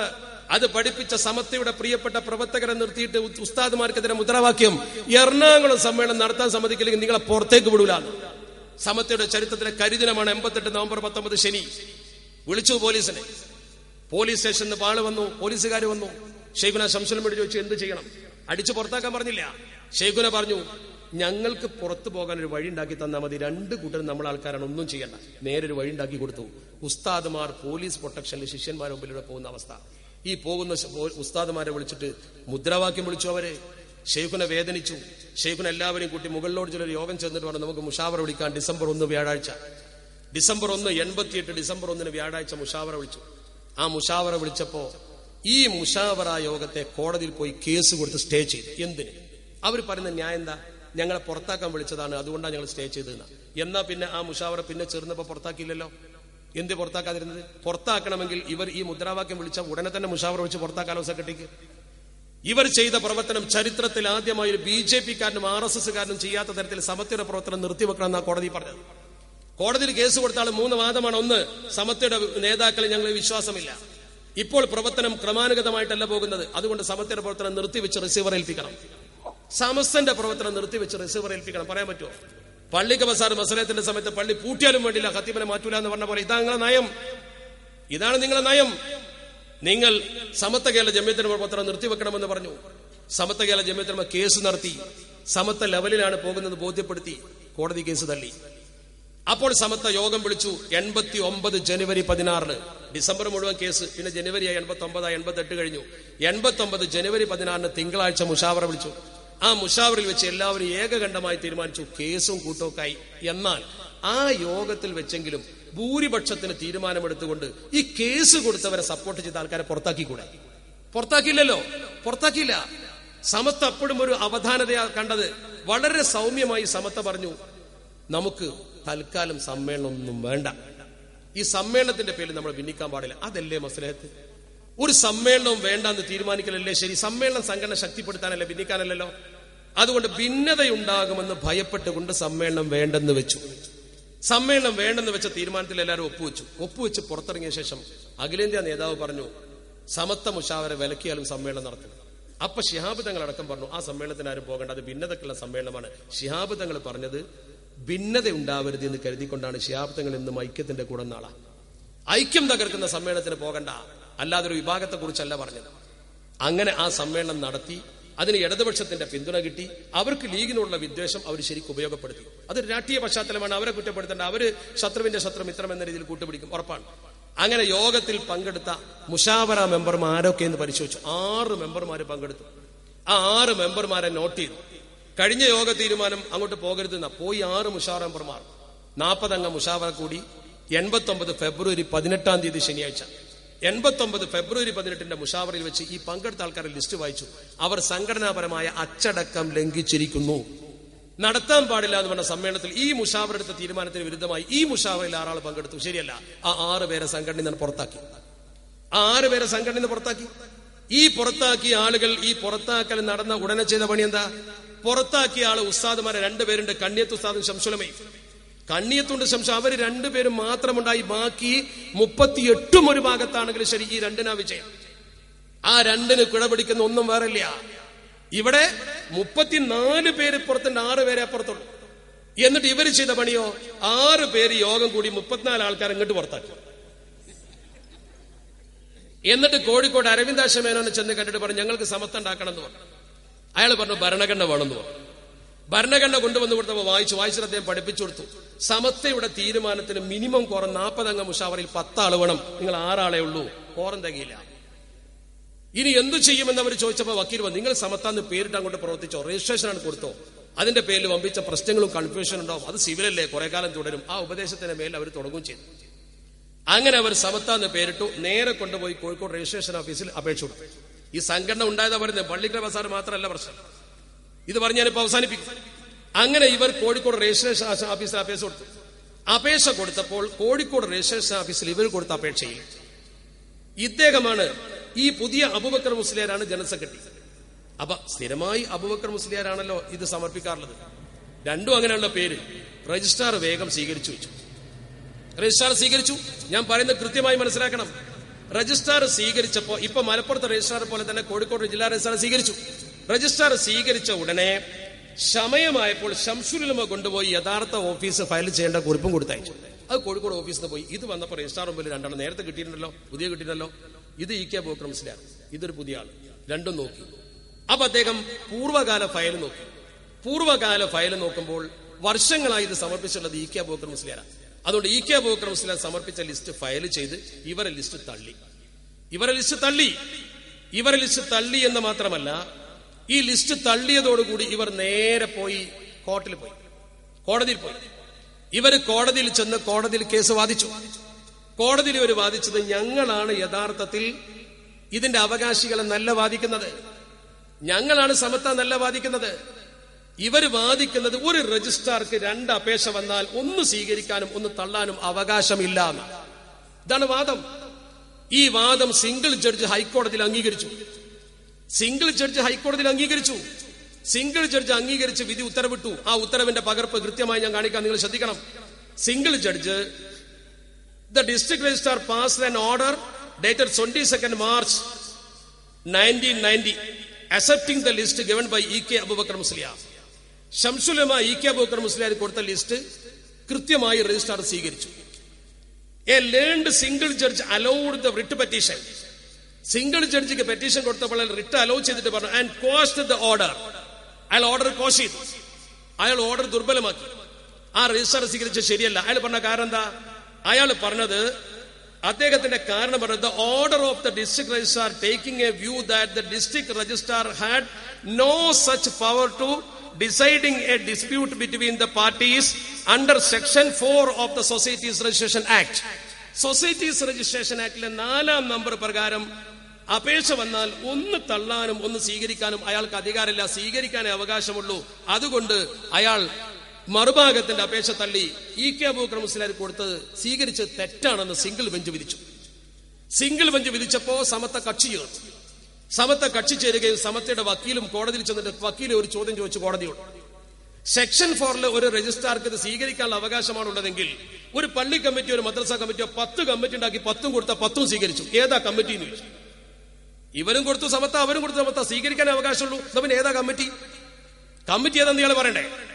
ഈ ചോദ്യം അവിടുത്തെ ഡിവിഷൻ ബെഞ്ച് അക്സെപ്റ്റ് ചെയ്തു. ആ ചോദ്യം പ്രസക്തമാണ്. ഡിവിഷൻ ബെഞ്ച് എന്താ പറഞ്ഞത്? The division bench of the High Court did not agree with the order of the learned single judge. Single judge പറഞ്ഞു ശരിയല്ല എന്ന് ജഡ്ജിമാര് പറഞ്ഞു. അയാൾ പറഞ്ഞു ശരിയല്ല. അയാൾ പറഞ്ഞതിനോട് അംഗീകരിച്ചില്ല എന്ന് മാത്രമല്ല, and held that the order passed by the district registrar accepting the list of the governing body members given by E.K. Abubakar Musliar was correct. E.K. Abubakar Musliar സ്വീകരിച്ചത് കറക്റ്റ് ആണ്, മറ്റേ ശരിയല്ല എന്ന് ഹൈക്കോടതി പറഞ്ഞു. ഹൈക്കോടതി പറഞ്ഞ് പിരിച്ചുവിട്ടു. ഹൈക്കോടതി പിരിച്ചുവിട്ട് അവരെന്താ ചെയ്യേണ്ടത്? അതും അംഗീകരിച്ചില്ല. നേരെ പോയി സുപ്രീം കോടതി വിധിയുടെ കോപ്പിയാണ് ഞാൻ വായിക്കുന്നത്. ഇത് സുപ്രീം കോടതി വിധിയാണ്. സുപ്രീം കോടതി വിധിയിൽ പറയുന്നു, സുപ്രീം കോടതി നേരെ ഹൈക്കോടതിയുടെ വിധിയിൽ എടുത്തു വെച്ചു. ഹൈക്കോടതിയുടെ വിധിയിൽ എടുത്തു വെച്ചിട്ട് അവർ വിശദീകരിച്ചു, thus in the case of a dispute. ഈ കേസിന്റെ സാഹചര്യം കോടതി വിശദീകരിക്കുക. ശരിക്കും മനസ്സിലാക്കണം നമ്മൾ. ഇത് എല്ലായിടത്തും എപ്പോഴും പറയാൻ കഴിയില്ല. കോടതി പറയുന്നു, when more than one return is filed, ഒന്നിലധികം റിട്ടേൺ ഒരു കമ്മിറ്റിക്ക് വേണ്ടി ഫയൽ ചെയ്തപ്പോൾ the registrar has got the power to find out as which one is should accept. ഏതാണ് സ്വീകരിക്കേണ്ടത് എന്ന് മനസ്സിലാക്കാനും സ്വീകരിക്കാനുമുള്ള ഒരു പവർ സ്വാഭാവികമായും അദ്ദേഹത്തിനുണ്ട്. എന്നിട്ട് പറയുന്നു, prima facie he has to satisfy as to which return is to be accepted. പ്രഥമ ദൃഷ്ട്യാ അയാൾക്ക് ഏതാണോ സ്വീകാര്യമെന്ന് ചിന്തിച്ച് സ്വീകരിക്കാനും അയാൾക്ക് അവകാശമുണ്ട്. ഇൻ ദിസ് കേസ്, എന്നാൽ ഈ കേസിൽ we find that, ഞങ്ങൾ മനസ്സിലാക്കുന്നു, the list given by the appellant was accepted. ഈ അപേക്ഷകർ, അപ്പല്ലൻ എന്ന് പറഞ്ഞാൽ അപ്പല്ലൻ എന്ന് പറയുന്നത് അപ്പീൽ പോയത് സമത്വ കേരള ജമിയത്തുൽ ഉലമയാണ് ഈ ഹൈക്കോടതിയിൽ അപ്പീൽ പോയിട്ടുള്ളത്. സമത്വ കേരള ജമിയത്തുൽ അപ്പീൽ പോയിട്ട് സിംഗിൾ ബെഞ്ചിന്റെ വിധി അപ്രസക്തമാക്കണമെന്ന് പറഞ്ഞതാ. അല്ലാതെ ഹൈക്കോടതി സുപ്രീം കോടതിയിലെ സമത്വമല്ല പോയത്. സുപ്രീം കോടതി എടുത്തു വെക്കുന്ന വിധി ഹൈക്കോടതിന്റെ വിധിയാണ്. ഹൈക്കോടതിന്റെ വിധിയാണ് ഈ പറയുന്നത്. ബിക്കോസ് എന്തുകൊണ്ടാണ് രജിസ്ട്രാർ അത് സ്വീകരിച്ചത്? It had the support of court orders. കോടതി വിധികളുടെ പശ്ചാത്തലത്തിലാണ് സമർപ്പിച്ചത്. And also it was being following for the large number of years. ഒരുപാട് കൊല്ലമായി സമർപ്പിക്കുന്ന ആളാണ് സമർപ്പിച്ചത്. ഇ.കെ. അബൂബക്കർ മുസ്ലിയാർ ഒരുപാട് കാലമായി സമർപ്പിക്കുന്നു. എന്നിട്ട് ഹൈക്കോടതിയുടെ വിധി എടുത്തു വെച്ചിട്ട് സുപ്രീം കോടതി ജഡ്ജ് ചെയ്യുന്നു, when there were two lists, രണ്ട് ലിസ്റ്റ് വന്നാൽ the district registrar prima facie on being satisfied, അതിൽ ഈ കോടതി വിധിയുടെയും കാലങ്ങളായി സമർപ്പിക്കുന്ന ലിസ്റ്റിന്റെയും പശ്ചാത്തലത്തിൽ ഈ രജിസ്ട്രാർക്ക് സ്വീകരിക്കാൻ തോന്നിയത് accepted the list filed by ഇ.കെ. Abubakar Musliyar as he was filing the list for the previous years also. ഒരുപാട് കൊല്ലമായി അദ്ദേഹം ഇത് സമർപ്പിക്കുന്നു എന്നതുകൊണ്ടാണ് അത് സ്വീകരിച്ചത്. എന്നിട്ട് ഇവരോട് പറഞ്ഞു, thus we find the no merit in this appeal, the civil appeal is dismissed. നിങ്ങൾ അപ്പീൽ ഡിസ്മിസ് ചെയ്ത് പോയിക്കോളൂ എന്ന് പറഞ്ഞു. അതിലൊരു കാര്യം ഇതിൽ പറഞ്ഞിട്ടുണ്ട്. ഈ വിധിയിലൊക്കെ പറയുന്നുണ്ട് ഒരു കാര്യമുണ്ട്. നിങ്ങൾക്ക് നിങ്ങളാണ് സമത്വമെന്ന് തെളിയിക്കാൻ രജിസ്ട്രാറോടല്ല പൊരുതേണ്ടത്. നിങ്ങൾ ഒരു കോടതിയിൽ പോയിട്ട് തെളിയിക്കും. ഒരു കോമ്പിറ്റന്റ് കോടതിയിൽ നിങ്ങൾക്ക് പോകാമെന്ന് പറയുന്നുണ്ട്. നിങ്ങൾ എന്തേ ഞങ്ങളാണ് സമത്വം എന്ന് പറഞ്ഞ ഒരു കോമ്പിറ്റന്റ് കോടതി പോവാത്തത്? നിങ്ങൾ പോകുന്നില്ലല്ലോ. നിങ്ങൾ രജിസ്ട്രാർക്കെതിരെ കേസ് കൊടുത്തു. ഇത് കഴിഞ്ഞതിന് ശേഷം ഇവർ രജിസ്ട്രാർക്ക് അപേക്ഷ കൊടുക്കുന്നു, ഞങ്ങളത് സ്വീകരിക്കണമെന്ന് പറഞ്ഞ്. അങ്ങനെ സ്വീകരിക്കണമെന്ന് അപേക്ഷ കൊടുത്തപ്പോൾ രജിസ്ട്രാർ വളരെ കൃത്യമായി രജിസ്ട്രാർ പറയുന്ന മറുപടി ശ്രദ്ധിച്ചോളൂ. ഞാൻ പെട്ടെന്ന് അവസാനിപ്പിക്കാം. ഇതിൽ രജിസ്ട്രാർ അവസാനമായി പറയുന്ന തീർപ്പുണ്ട്. ഒന്ന് ശ്രദ്ധിക്കണം, ഒറ്റ മിനിറ്റ്. ഇതിൽ രജിസ്ട്രാർ ഇതിന്റെ അവസാനം പറയുന്നു, കോഴിക്കോട് രജിസ്ട്രാർ ലെറ്ററാണിത്. ഇവർ സമർപ്പിച്ച രജിസ്ട്രാർ കൊടുത്ത മറുപടി, താങ്കൾ ജനറൽ സെക്രട്ടറി ആയിട്ടുള്ള സംഘടനയാണ് യഥാർത്ഥമെന്ന് തെളിയിക്കുന്നതിന് ആവശ്യമായ കാര്യങ്ങളും അതിലേക്ക് താങ്കൾക്ക് സമർപ്പിക്കാനുള്ള രേഖകളും ഉത്തരവുകളും വല്ലതുമുണ്ടെങ്കിൽ, അതായത് ഈ ഉത്തരവ് കൈപ്പറ്റി 2 മാസത്തിനകം ബോധിപ്പിക്കേണ്ടതാണ്. 2 മാസത്തിനകം നിങ്ങളാണ് സംഘടന എങ്കിൽ ഉത്തരവ് അതിനുള്ള തെളിവ് കൊണ്ടുവരണം എന്ന് പറഞ്ഞു. തെളിവ് കൊണ്ടുവരണമെന്ന് പറഞ്ഞപ്പോൾ അദ്ദേഹം സമർപ്പിച്ച തെളിവ് വെച്ച് ഉത്തരവിട്ടു. ആ ഉത്തരവ് എന്താ? ആ ഉത്തരവിൽ പറയുന്നു, ഈ നിങ്ങൾ സമർപ്പിച്ച ഉത്തരവിൽ നിങ്ങളാണ് സംഘടന എന്ന് തെളിയിക്കാൻ യാതൊരു രേഖയുമില്ല. ഇതാ പറയുന്നു. ഞാൻ സമയക്കുറവുണ്ടാ വായിക്കാത്തത്. ഒരു രേഖയുമില്ലെന്ന് മാത്രമല്ല, ഇപ്പോൾ ചെറുശ്ശേരി സയ്യിദ് മുസ്ലിയാർ ജനറൽ സെക്രട്ടറിയായി പ്രവർത്തിക്കുന്ന സംഘടനയാണ് യഥാർത്ഥമെന്ന് മനസ്സിലാക്കി അവരുടെ ലിസ്റ്റ് ഫയൽ ചെയ്ത് സ്വീകരിക്കുന്നു. ഉത്തരവിട്ടു. നിങ്ങളത് തള്ളി. ഇത് യഥാർത്ഥത്തിൽ രജിസ്ട്രേഷൻ ഓഫീസിൽ സംഭവിച്ചതല്ലേ? ഈ രേഖയിൽ വല്ല കൃത്രിമത്വമുണ്ടോ? ആർക്കും ഇത് എടുക്കാൻ കിട്ടും, വായിക്കാവുന്നതാണ്. മാത്രമല്ല, നിങ്ങൾ ഉടനെ ചെയ്ത പണി എന്താ?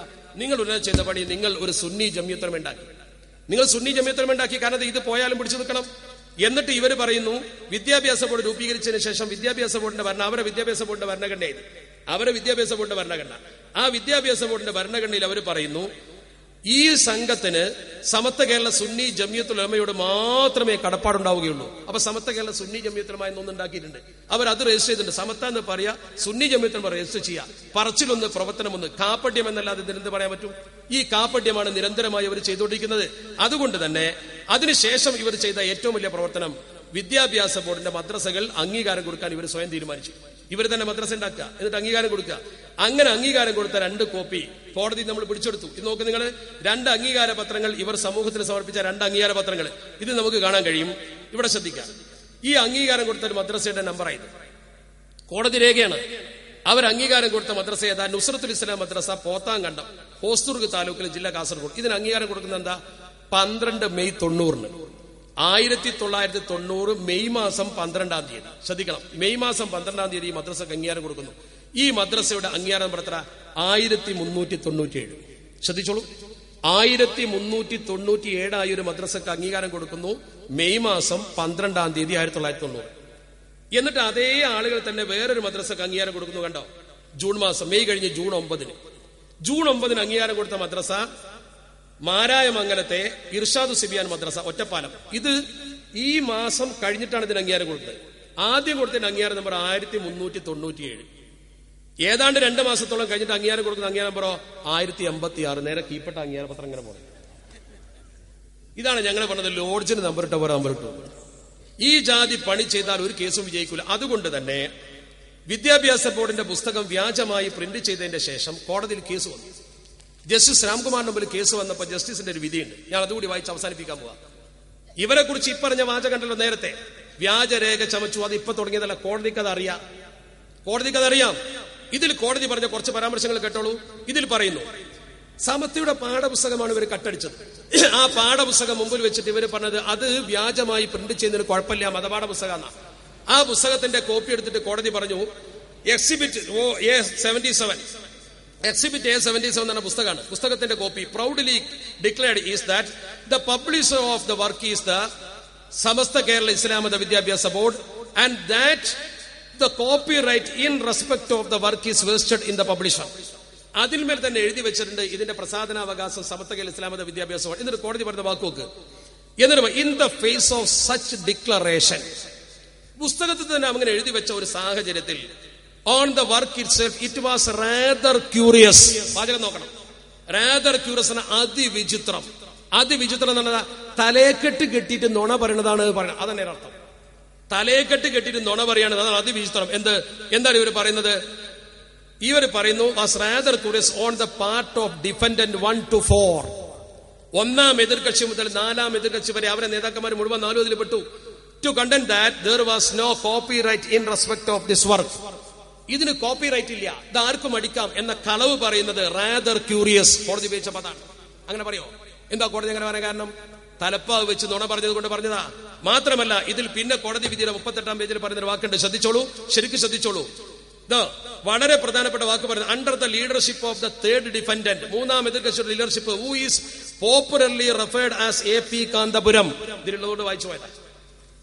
അദ്ദേഹത്തെ കുറിച്ച് കോടതി പറയുന്നു, a dissident group has been attempted to be formed. Dissident group പറഞ്ഞാൽ എന്താ? കോടതിയെ പറയുന്നത്, നമ്മളല്ല, സമസ്ത മുഷാവറിന്റെ തീരുമാനമല്ല. കോടതി പറഞ്ഞത് എന്താ? ഡിസിഡന്റ് ഗ്രൂപ്പ്, വിമത ഗ്രൂപ്പ്. ഒരു വിമത ഗ്രൂപ്പ് അയാൾ ഉണ്ടാക്കി. കോടതി ജസ്റ്റിസ് രാംകുമാറാ പറയുന്നത്, ഒരു വിമത ഗ്രൂപ്പ് ഉണ്ടാക്കി. എന്നിട്ടോ ദ തേർഡ് ഡിഫൻഡന്റ്, അയാൾ അദ്ദേഹത്തെ കൂടെ പറയുന്നത്, who had been closely associating himself with the activities of the ulama, ജമിയത്തുൽ ഉലമയുടെ ആക്ടിവിറ്റിയുമായിട്ട് അടുത്ത ബന്ധമുള്ള ഇദ്ദേഹം, as the board has been recently proclaiming, അയാൾ ഇങ്ങനെ അവകാശവാദം ഉന്നയിക്കുകയാണ്, ഹിംസെൽഫ് സ്വയം, to be the leader of the progressive group, ഒരു പുരോഗമന ഗ്രൂപ്പിന്റെ ലീഡറാണ് ഞാനെന്ന് അദ്ദേഹം അവകാശപ്പെടുകയാണ്. അപ്പൊ അദ്ദേഹത്തെ കുറിച്ച് കോടതി എന്താ പറഞ്ഞത്? വ്യാജമായിട്ടാണ് അദ്ദേഹം രംഗത്ത് വന്നത്. എന്നിട്ട് ഇവർ പറയുന്നു, ഇവർ കൊടുത്ത കേസിൽ വിദ്യാഭ്യാസ ബോർഡിന്റെ സെക്രട്ടറി ആരാ? വിദ്യാഭ്യാസ ബോർഡിന്റെ ഒരു ജോയിന്റ് സെക്രട്ടറി PP പാറന്നൂരാ, മരിച്ചുപോയ പാറന്നൂർ മൊയ്തീൻകുട്ടി മുസ്ലിയാർ. അദ്ദേഹത്തെ കുറിച്ച് PP മൊയ്തീൻകുട്ടി മുസ്ലിയാർ പറയുന്നു, is not even a member of the general body. അയാൾ ഒരു ജനറൽ ബോഡിയിലെ മെമ്പറും കൂടിയല്ല. കോടതി പറയാണ് ജനറൽ ബോഡിയിലെ മെമ്പർ അല്ല. എന്നിട്ട് കോടതി പറയുന്ന വാക്ക് നോക്കൂ, അടുത്ത വാചകം, അയാൾ ജനറൽ ബോഡി മെമ്പർ അല്ല എന്ന് കണ്ടെത്തിയിട്ട് കോടതി പറയുന്നു, ഹെൻസ്, അത്തരമൊരു സാഹചര്യത്തിൽ ഇറ്റ് ഈസ് റാദർ സ്ട്രേഞ്ച്, മഹാ അത്ഭുതം തന്നെയാണ് മൗലവിമാർ ഇങ്ങനെ തലകെട്ട് കെട്ടി പറഞ്ഞാൽ. എന്താ പറയുന്നത്? That one of the person who was not even a member of the general body, general ബോഡിയിൽ പോലും മെമ്പർ ഇല്ലാത്ത ഒരു മനുഷ്യൻ is put forward as the joint secretary of the board, general body പോലും ഇല്ലാത്ത ആളെ ജോയിന്റ് സെക്രട്ടറി ആക്കി എന്നുള്ളത് ഇത് വല്ലാത്ത മഹാത്ഭുതമാണ്. ആരാ പറയുന്നത്? കോടതിയായി പറയുന്നത്, ഞാനല്ല. അപ്പൊ നിങ്ങളെ കുറിച്ച് നേരത്തെ കോടതിക്കുള്ള അഭിപ്രായം ഇതാണ്, നിങ്ങൾ കള്ളത്തരമാണ് പറയുന്നത് എല്ലാവരും പറഞ്ഞു വരുന്നുണ്ട്. ബാക്കി അലവിദാരും നിങ്ങൾ വായോണ്ട് പറയുന്നത് കാണിച്ചു തരും, അപ്പൊ കുറച്ചുകൂടി മനസ്സിലാവും. അവസാനം പറയുന്നു ഇവരെന്തിനാ വിദ്യാഭ്യാസ ബോർഡ് ഉണ്ടാക്കിയത്? ഇവരുണ്ടാക്കിയത് ദ അറ്റംപ്റ്റ് ഈസ് ക്ലിയർലി, അവരുടെ ശ്രമം വ്യക്തമാണ്, to form a parallel organization, സമാന്തര ഗ്രൂപ്പ് ഉണ്ടാക്കുക, and to make unjust enrichment. നല്ല വാക്കാ കോടതി ഉപയോഗിച്ചത്. അൺജസ്റ്റ് എൻറിച്ച്മെന്റ് എന്നതാ? അവിഹിതമായി പൈസ ഉണ്ടാക്കല പ്രശ്നം. പിരിവന്നെ ഇപ്പൊ പെട്ടി വന്നില്ലേ, പുതിയ പെട്ടി, അവിഹിതമായി പണമുണ്ടാക്കുക, എന്നിട്ട് അത് ഉപയോഗപ്പെടുത്തിക്കൊണ്ട് ബോർഡിന്റെ സൽപ്പേര് ഉപയോഗിച്ചുകൊണ്ട് കളങ്കം നടത്തുക. ഇതാണ് അവർ ഉദ്ദേശിക്കുന്നതെന്ന് വ്യക്തമായി ഇതിൽ പറയുന്നു. സമയം കുറച്ച് കുറഞ്ഞു വരുന്നുണ്ട്, അലവിദാമിക്ക് സമയമാണ്. അതുകൊണ്ട് ഞാൻ അവസാനിപ്പിക്കുമ്പോൾ 1-2 കാര്യം കൂടി പറയുന്നു. അവസാനമായി എനിക്ക് പറയാനുള്ള കാര്യം, പള്ളിക്കൽ ബസാറിലെ ആളുകളോട് അവസാനമായി ഞാൻ കഴിഞ്ഞ തവണ പറഞ്ഞത് ആവർത്തിക്കുന്നു, നിങ്ങൾ ശ്രദ്ധിക്കണം. അലവിദാമി കുറച്ച് കാര്യം പറയും, പെട്ടെന്ന് ഞാൻ പറയാം. 1, സംഘടനാപരമായ കാര്യം പള്ളിയിൽ പറയരുത് എന്ന് പറഞ്ഞിട്ട് എന്തിനാണ് നിങ്ങൾ ഈ കേശം ഇങ്ങനെ പള്ളിയിൽ പ്രചരിപ്പിക്കാൻ വേണ്ടി മുന്നോട്ട് വന്നത്? നേരത്തെ അത് പള്ളിയിൽ പറഞ്ഞിട്ടുണ്ടെങ്കിലും അതിനെക്കുറിച്ച് സമത്വയും എസ്കേസവും പഠിച്ച് തീരുമാനമെടുത്ത ശേഷം പിന്നെ വിവാദമുള്ള സംഗതി വായിക്കാൻ പാടില്ലല്ലോ. 2, അങ്ങനെ വായിച്ച സ്ഥിതിക്ക് കേശ വിശദീകരണം എന്തുകൊണ്ട് പിറ്റത്താഴ്ച വായിച്ചില്ല? വായിച്ചിരുന്നുവെങ്കിൽ പ്രശ്നം തീരില്ലേ? 3, നിയമിച്ച ഉദ്യോഗസ്ഥരെ അംഗീകരിക്കാതെ അവരെ പിരിച്ചുവിടാനുള്ള സാഹചര്യം ഈ കമ്മിറ്റിയിൽ സമ്മർദ്ദം ചെലുത്തി നിങ്ങൾ ഉണ്ടാക്കിയത് എന്തിന്? 4, വ്യാജ രജിസ്ട്രേഷന് വേണ്ടി എന്തിനാണ് നിങ്ങൾ ശ്രമം നടത്തിയത്? 5, ആ രജിസ്ട്രേഷന് വേണ്ടി ശ്രമം നടത്തിയപ്പോൾ നിങ്ങളെ കൂട്ടത്തിൽപ്പെട്ട CK ബീരാനാജി നിങ്ങൾ ആക്ഷേപിച്ചതിനെ കുറിച്ച് പറഞ്ഞിരുന്നു, എന്തേ മിണ്ടാത്തത്? 6, ആൾമാറാട്ടം നടത്തി കത്ത് കൈപ്പറ്റിയത് ദീനിയായ പ്രവർത്തനമാണോ? ശരിയാണോ? മറുപടി പറ. 7, പള്ളിയുടെ ലെറ്റർ പാഡ് ദുരുപയോഗം ചെയ്തു, സീലും ദുരുപയോഗം ചെയ്തു, ശരിയാണോ? 8, വ്യാജ സീല് നിർമ്മിച്ചു. 9, തേഞ്ഞിപ്പലം പോലീസ് സ്റ്റേഷനിലെ കരാർ ഒറിജിനൽ കൈവശം വെച്ച് ഒപ്പിടാതെ നീട്ടിക്കൊണ്ടുപോയി. 10, ഖതീബ് മരണാനന്തര ചടങ്ങിന്റെ തുക മുഴുവൻ എനിക്ക് വേണമെന്ന് വാശി പിടിച്ച് കുഴപ്പം സൃഷ്ടിച്ചു, അത് ശരിയായോ? 11, അങ്ങനെ ചെയ്ത ആളെ പിരിച്ചുവിടണമെന്ന് കമ്മിറ്റി പറഞ്ഞപ്പോൾ എന്തുകൊണ്ട് പിരിച്ചുവിടില്ല എന്ന് വാശി പിടിച്ചു. 12, മധ്യസ്ഥൻ NP മുഹമ്മദ് പോലും മഹല്ലിൽ ഭൂരിപക്ഷം ഞങ്ങളാണെന്ന് അദ്ദേഹത്തെ ബോധ്യപ്പെടുത്തി, അങ്ങനെ തെറ്റിദ്ധരിപ്പിക്കാൻ ശ്രമിച്ചു. 13, ഈ വിവരം അറിഞ്ഞ സെക്രട്ടറി പറഞ്ഞു 50% അവരുണ്ടെങ്കിൽ ഞങ്ങൾ ഒഴിഞ്ഞു കൊടുക്കാമെന്ന് പറഞ്ഞു. ഈ വിവരം നിങ്ങളോട് പറഞ്ഞപ്പോ ഞങ്ങളല്ല അവർ 5 വീട് കൂടുമെന്ന് മാറ്റി പറഞ്ഞു. ഇങ്ങനെ മാറ്റിപ്പറയൽ മധ്യസ്ഥനെ തെറ്റിദ്ധരിപ്പിക്കൽ ശരിയായ നടപടിയാണോ? 14, ഖതീബിനെ അത് RDOയും പോലീസും ചേർന്ന് നിയമിച്ച മസ്ലഹത്ത് ഉണ്ടാക്കാൻ ശ്രമിച്ചപ്പോ ഇയാളെ തന്നെ വേണമെന്ന് എന്തിനു വാശി പിടിച്ചു? 15, 7 ദിവസമുള്ളതിൽ എല്ലാ ദിവസവും എല്ലാ ഭക്തനും നിങ്ങളെ ഇമാമ് നിൽക്കട്ടെ, മറിച്ച് ഒരു ജുമഅക്ക് മാത്രം ഈ ഖതീബിനെ മാറ്റി വേറൊരാളെ വെക്കണമെന്ന് RDO പറഞ്ഞപ്പോൾ പള്ളി പൂട്ടുന്ന അവസ്ഥ വന്നപ്പോൾ പോലും എന്തുകൊണ്ട് സഹകരിച്ചില്ല? 16, പള്ളി പൂട്ടിയാലും ഞങ്ങൾക്ക് അയാളെ മാറ്റാൻ പറ്റില്ല എന്ന് എന്തിനു വാശി പിടിച്ചു? 17, ഇലക്ഷൻ ഉത്തരവ് 2 മാസം സമയം ചോദിച്ച് നീട്ടാൻ എന്തിനാ ശ്രമിച്ചത്? 18, ഇലക്ഷൻ നിർത്തിവെക്കണമെന്ന് ട്രൈബ്യൂണലിൽ ആവശ്യം എന്തിനാ ഉന്നയിച്ചത്? 19, 5 പേര് വെറുതെ എന്തിനാ തെറ്റായ ഇലക്ഷന് നോമിനേഷൻ കൊടുത്തത്? ഇലക്ഷൻ തെറ്റാന്നല്ല പറയാം, എന്തിനാ നോമിനേഷൻ കൊടുക്കാൻ പോയത്? തെറ്റായ ഇലക്ഷന് നോമിനേഷൻ കൊടുക്കാൻ നിങ്ങൾ എഴുതി മത്സരിക്കാൻ നോമിനേഷൻ കൊടുത്തിട്ടല്ലേ? തെറ്റായ ഇലക്ഷൻ നോമിനേഷൻ കൊടുക്കാൻ പാടുണ്ടോ? 20, നിയമപരമായ ഇലക്ഷൻ സ്തംഭിപ്പിക്കാൻ പിന്നെന്തിനാ പ്രകടനം നടത്തിയത്? 21, റിസൾട്ട് തടയാൻ എന്തിനാ കോടതിയിൽ പോയത്? 22, കമ്മിറ്റിക്ക് കൈമാറരുത്, മധ്യസ്ഥന്മാർ തന്നെ ഭരിച്ചാൽ മതി എന്ന് എന്തിനാ പിന്നെ തടസ്സം നിന്നത്? 23, ആ 4 മധ്യസ്ഥ സമിതിയിലെ 2ാമത്തെ മെമ്പറാണ് മുസ്തഫ തങ്ങൾ, അയാളെ പിന്നെന്തേ നിങ്ങൾക്ക് അനഭിമതനായത്? 24, തുറന്ന പള്ളിയിൽ മഗ്‌രിബ് നിസ്കരിക്കാൻ വന്ന ആളുകളെ വടികൊണ്ടുവന്ന് അടിക്കാൻ എന്തിനാ മുന്നോട്ട് വന്നത്? 25, ബാങ്ക് വിളിക്കാനാണ് വന്നതെങ്കിൽ ഞങ്ങളെ പള്ളിയിൽ നിങ്ങൾ എന്തിനാ ബാങ്ക് വിളിക്കാൻ വരുന്നത്? ചോദ്യത്തിന് മറുപടി തയ്യാറാക്ക്. 26, ഹൈക്കോടതി ഉത്തരവ് കയ്യൂക്ക് കൊണ്ട് നടപ്പാക്കാനാണോ ശ്രമം? അതിന്റെ മറുപടി ജബ്ബാറാജി നേരത്തെ സൂചിപ്പിച്ചു. 27, സുന്നി ആശയം നടപ്പാക്കാനാണ് ലക്ഷ്യമെങ്കിൽ എന്ത് സുന്നി ആശയത്തിന് വിരുദ്ധമാണ് ഇവിടെ സംഭവിച്ചത്? 28, ജനറൽ ബോഡി യഥാവിധി കൂടി എന്ന് നിങ്ങൾ പറയുന്നു, ഒരു ജനറൽ ബോഡിന്റെ നോട്ടീസ് ഹാജരാക്കാൻ പറ്റുമോ? ഈ വ്യാജ ജനറൽ ബോഡിയല്ലേ നിങ്ങൾ കൂടിയത്? 29, ഈ യോഗം മുടക്കാൻ എന്തിനാ നിങ്ങൾ സമ്മർദ്ദം ചെലുത്തിയത്? സത്യം വെളിപ്പെടുമെന്ന് കരുതിയത് കൊണ്ടല്ലേ?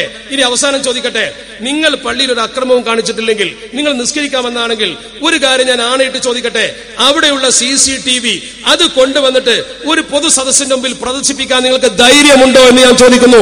എന്തിനാ കട്ടുകൊണ്ടുപോയത്? നിങ്ങളെ കള്ളത്തരം പൊളിയുമെന്ന് കരുതിയിട്ട് CCTVയിൽ നിങ്ങൾ അക്രമം കാണുന്നുണ്ട്, ആ അക്രമം കാണുമെന്ന് കരുതി CCTV കട്ടുകൊണ്ടുപോയതാണ്. അതുകൊണ്ടാണ് നിങ്ങൾ ഇപ്പോൾ ഈ പ്രശ്നങ്ങൾ വരുന്നത്. മാത്രമല്ല, ചെരുപ്പ് ധരിച്ച് പള്ളിയിൽ കയറി യാ മുഹീദ്ദീൻ എന്ന് പറഞ്ഞ പള്ളിയുടെ ജനൽ അടിച്ചു പൊളിക്കുമ്പോ ഇത് ഏത് സുന്നത്തേമാത്ത, ഏത് ദീന? ഈ വിധിയിൽ തന്നെ കൃത്യമായി ഫോർജറി, ഫാബ്രിക്കേഷൻ, വ്യാജരേഖയുണ്ടാക്കി കള്ള ഒപ്പിട്ടു എന്ന് രജിസ്ട്രാർ ആകുന്ന ആള് തന്നെ പറയുമ്പോ നിങ്ങൾ ചെയ്ത പ്രവർത്തനത്തിന്റെ അടിത്തറ എന്തെന്ന് പരിശോധിക്ക്. ഇത് അള്ളാഹുവിന്റെ പരിശുദ്ധ ദീൻ കൊണ്ട് നടക്കാനുള്ള ഏർപ്പാടല്ല. ഇനി നിങ്ങൾ മൊത്തത്തിൽ കേരളത്തിൽ ചെയ്ത ഖാദി നിയമനം മുതൽ, നമ്മുടെ പെരുന്നാൾ 2 മുതൽ, മാസം ഉറപ്പിച്ചത് മുതൽ, കുവൈത്ത് കരാർ മുതൽ, റസ്മുൽ ഉസ്മാനി പ്രശ്നം മുതൽ ഓരോന്നും ഞാൻ പറഞ്ഞാൽ പുനരുവോളം പറയാനുണ്ടാകും.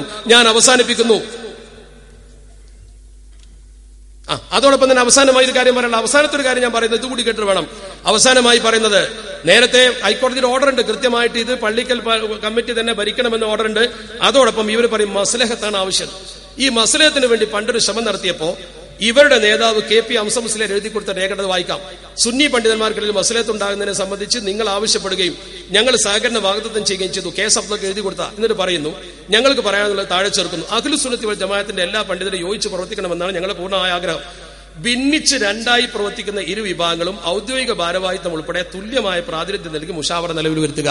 തുല്യ പ്രാതിനിധ്യം 20 അവർ 20 നമ്മൾ 6 ഇറങ്ങിപ്പോയി 20 ആളെ കൊടുക്കുക, രാഷ്ട്രീയപാർട്ടിയിലേക്കും പോലെ. അങ്ങനെ മുഷാവറ നിലവിൽ വന്ന് യോജിച്ച് പ്രവർത്തനം മുന്നോട്ട് പോകുമ്പോൾ ബന്ധപ്പെട്ട മറ്റ് സംഘടനാ കാര്യങ്ങൾ രമ്യത്തിലെത്താവുന്നതാണ്. 6 പേരെ ഉസ്താദുമാർ പുറത്താക്കി, അതിന് 20 ആളെടുക്കണം എന്നാ പറയുന്നത്. ഇതാണോ നിങ്ങളെ മസ്ലഹത്ത്? ഒരിക്കലും മസ്ലഹത്ത് നിങ്ങൾ അനുകൂലം നിന്നിട്ടില്ല. അതുകൊണ്ട് യോഗം മുടക്കിയും സത്യത്തിന്റെ ശബ്ദം മറച്ചു വെക്കാൻ ശ്രമിച്ചും ആളെ വ്യക്തിപരമായി ആക്ഷേപിച്ചും ജനങ്ങളെ മുമ്പിൽ വൃത്തികേട് പ്രചരിപ്പിക്കാൻ നിൽക്കണ്ട. ഞങ്ങൾക്ക് നിങ്ങളോട് വ്യക്തിപരമായൊരു വിദ്വേഷവുമില്ല. ഇവിടെ പ്രസംഗിച്ചവരോട് ഞങ്ങൾക്കൊരു പരാതിയുമില്ല. അവർ ചെയ്ത പ്രവർത്തനം മണ്ണാർക്കാടൊക്കെ ആ കരഞ്ഞ് പ്രസംഗിച്ച ആൾ ഇവിടെ വന്നിട്ട് കരഞ്ഞ് പ്രസംഗിച്ച ആൾ അങ്ങനെയാണ് ചെയ്യാം. ഇനി ഇതൊക്കെ പറഞ്ഞാൽ അടുത്ത വരവെന്തായിരിക്കും? ഇതൊക്കെ പല സ്ഥലത്ത് നമ്മൾ പ്രസംഗിച്ച അവസാനം കിട്ടിയ എന്താ? കരഞ്ഞിട്ട് പറയും അള്ളാഹുവിന്റെ ഔലിയാക്കൾക്ക് ഇതിലും വലിയ പരീക്ഷണങ്ങളൊക്കെ ഉണ്ടായിട്ടുണ്ട്, ഒറ്റ കരച്ചില. ഇതൊക്കെ അള്ളാന്റെ ഔലിയാക്കന്മാർക്ക് ഉണ്ടായ പരീക്ഷണങ്ങൾ. അള്ളാന്റെ എത്ര ഔലിയാക്കന്മാർ വ്യാജരേഖ ഉണ്ടാക്കിയിട്ടുണ്ടെന്നറിയാം. അള്ളാന്റെ എത്ര ഔലിയാക്കന്മാരാ മെഹ്റാബ് കയറി അടിച്ചത്? ഇതാണ് അവരുടെ പരാമർശം. അതുകൊണ്ട് നമ്മൾ പരസ്പരം ചളിവാരി എറിയേണ്ട സമയമല്ല ഇപ്പോൾ. റോഹിംഗ്യൻ മുസ്ലിങ്ങൾ അനുഭവിക്കുന്ന കട്ടപ്പാടെന്ന് ആലോചിച്ചാൽ മതി. പലസ്തീനിലെ മുസ്ലിമിന്റെ ഗതി ആലോചിച്ചാൽ മതി. ബഷാർ അൽ അസദിന്റെ സിറിയയിലെ അവസ്ഥ ആലോചിച്ചാൽ മതി. അതുകൊണ്ട് നമുക്ക് നമ്മുടെ നേതാക്കൾ പഠിപ്പിച്ച മാർഗത്തിൽ രമ്യതയോടുകൂടി ഐക്യത്തോടുകൂടി മുന്നോട്ട് പോകാൻ വാശി കൈവടിഞ്ഞ് സത്യം മാത്രം നിങ്ങൾ ചെയ്താൽ മതി. ഒരു ഫേവറും വേണ്ട. നിങ്ങൾ പോലീസുകാരോടും പറഞ്ഞാതാ, ഒരു ഫേവറും ഞങ്ങൾക്ക് വേണ്ട, സത്യം മാത്രം മതി. ആ രീതിയിൽ കാര്യങ്ങൾ കൈകാര്യം ചെയ്യാം.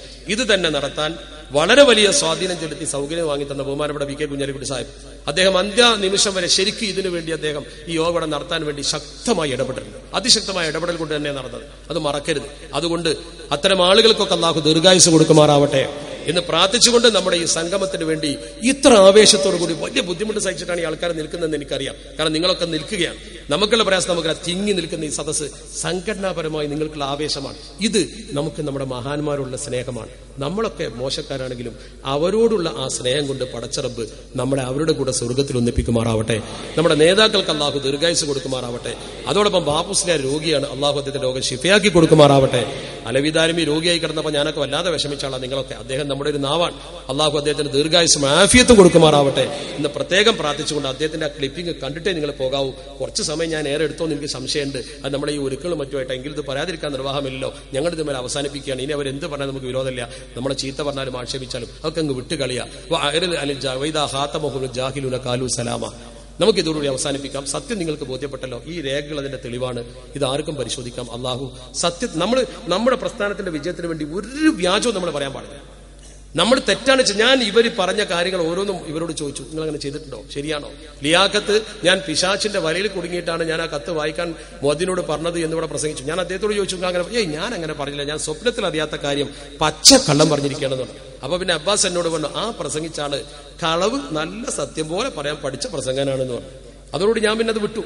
അതോടുകൂടി എന്നെക്കാൾ അവരെ കുറിച്ച് അറിയാം. അതുകൊണ്ട് നല്ലതിനു വേണ്ടി മാത്രമാണ് നമ്മൾ ചെയ്യുന്നത്. പരലോകത്ത് കൂലി കിട്ടാനാണ് ദീനീ പ്രവർത്തനമെങ്കിൽ വ്യാജം നിർത്തിവെക്കുക, സത്യത്തിന്റെ പന്താവിലേക്ക് വരിക. അള്ളാഹു അനുഗ്രഹിക്കട്ടെ. അസ്സലാമു അലൈക്കും വറഹ്മത്തുള്ളാഹി വബറകാതുഹു.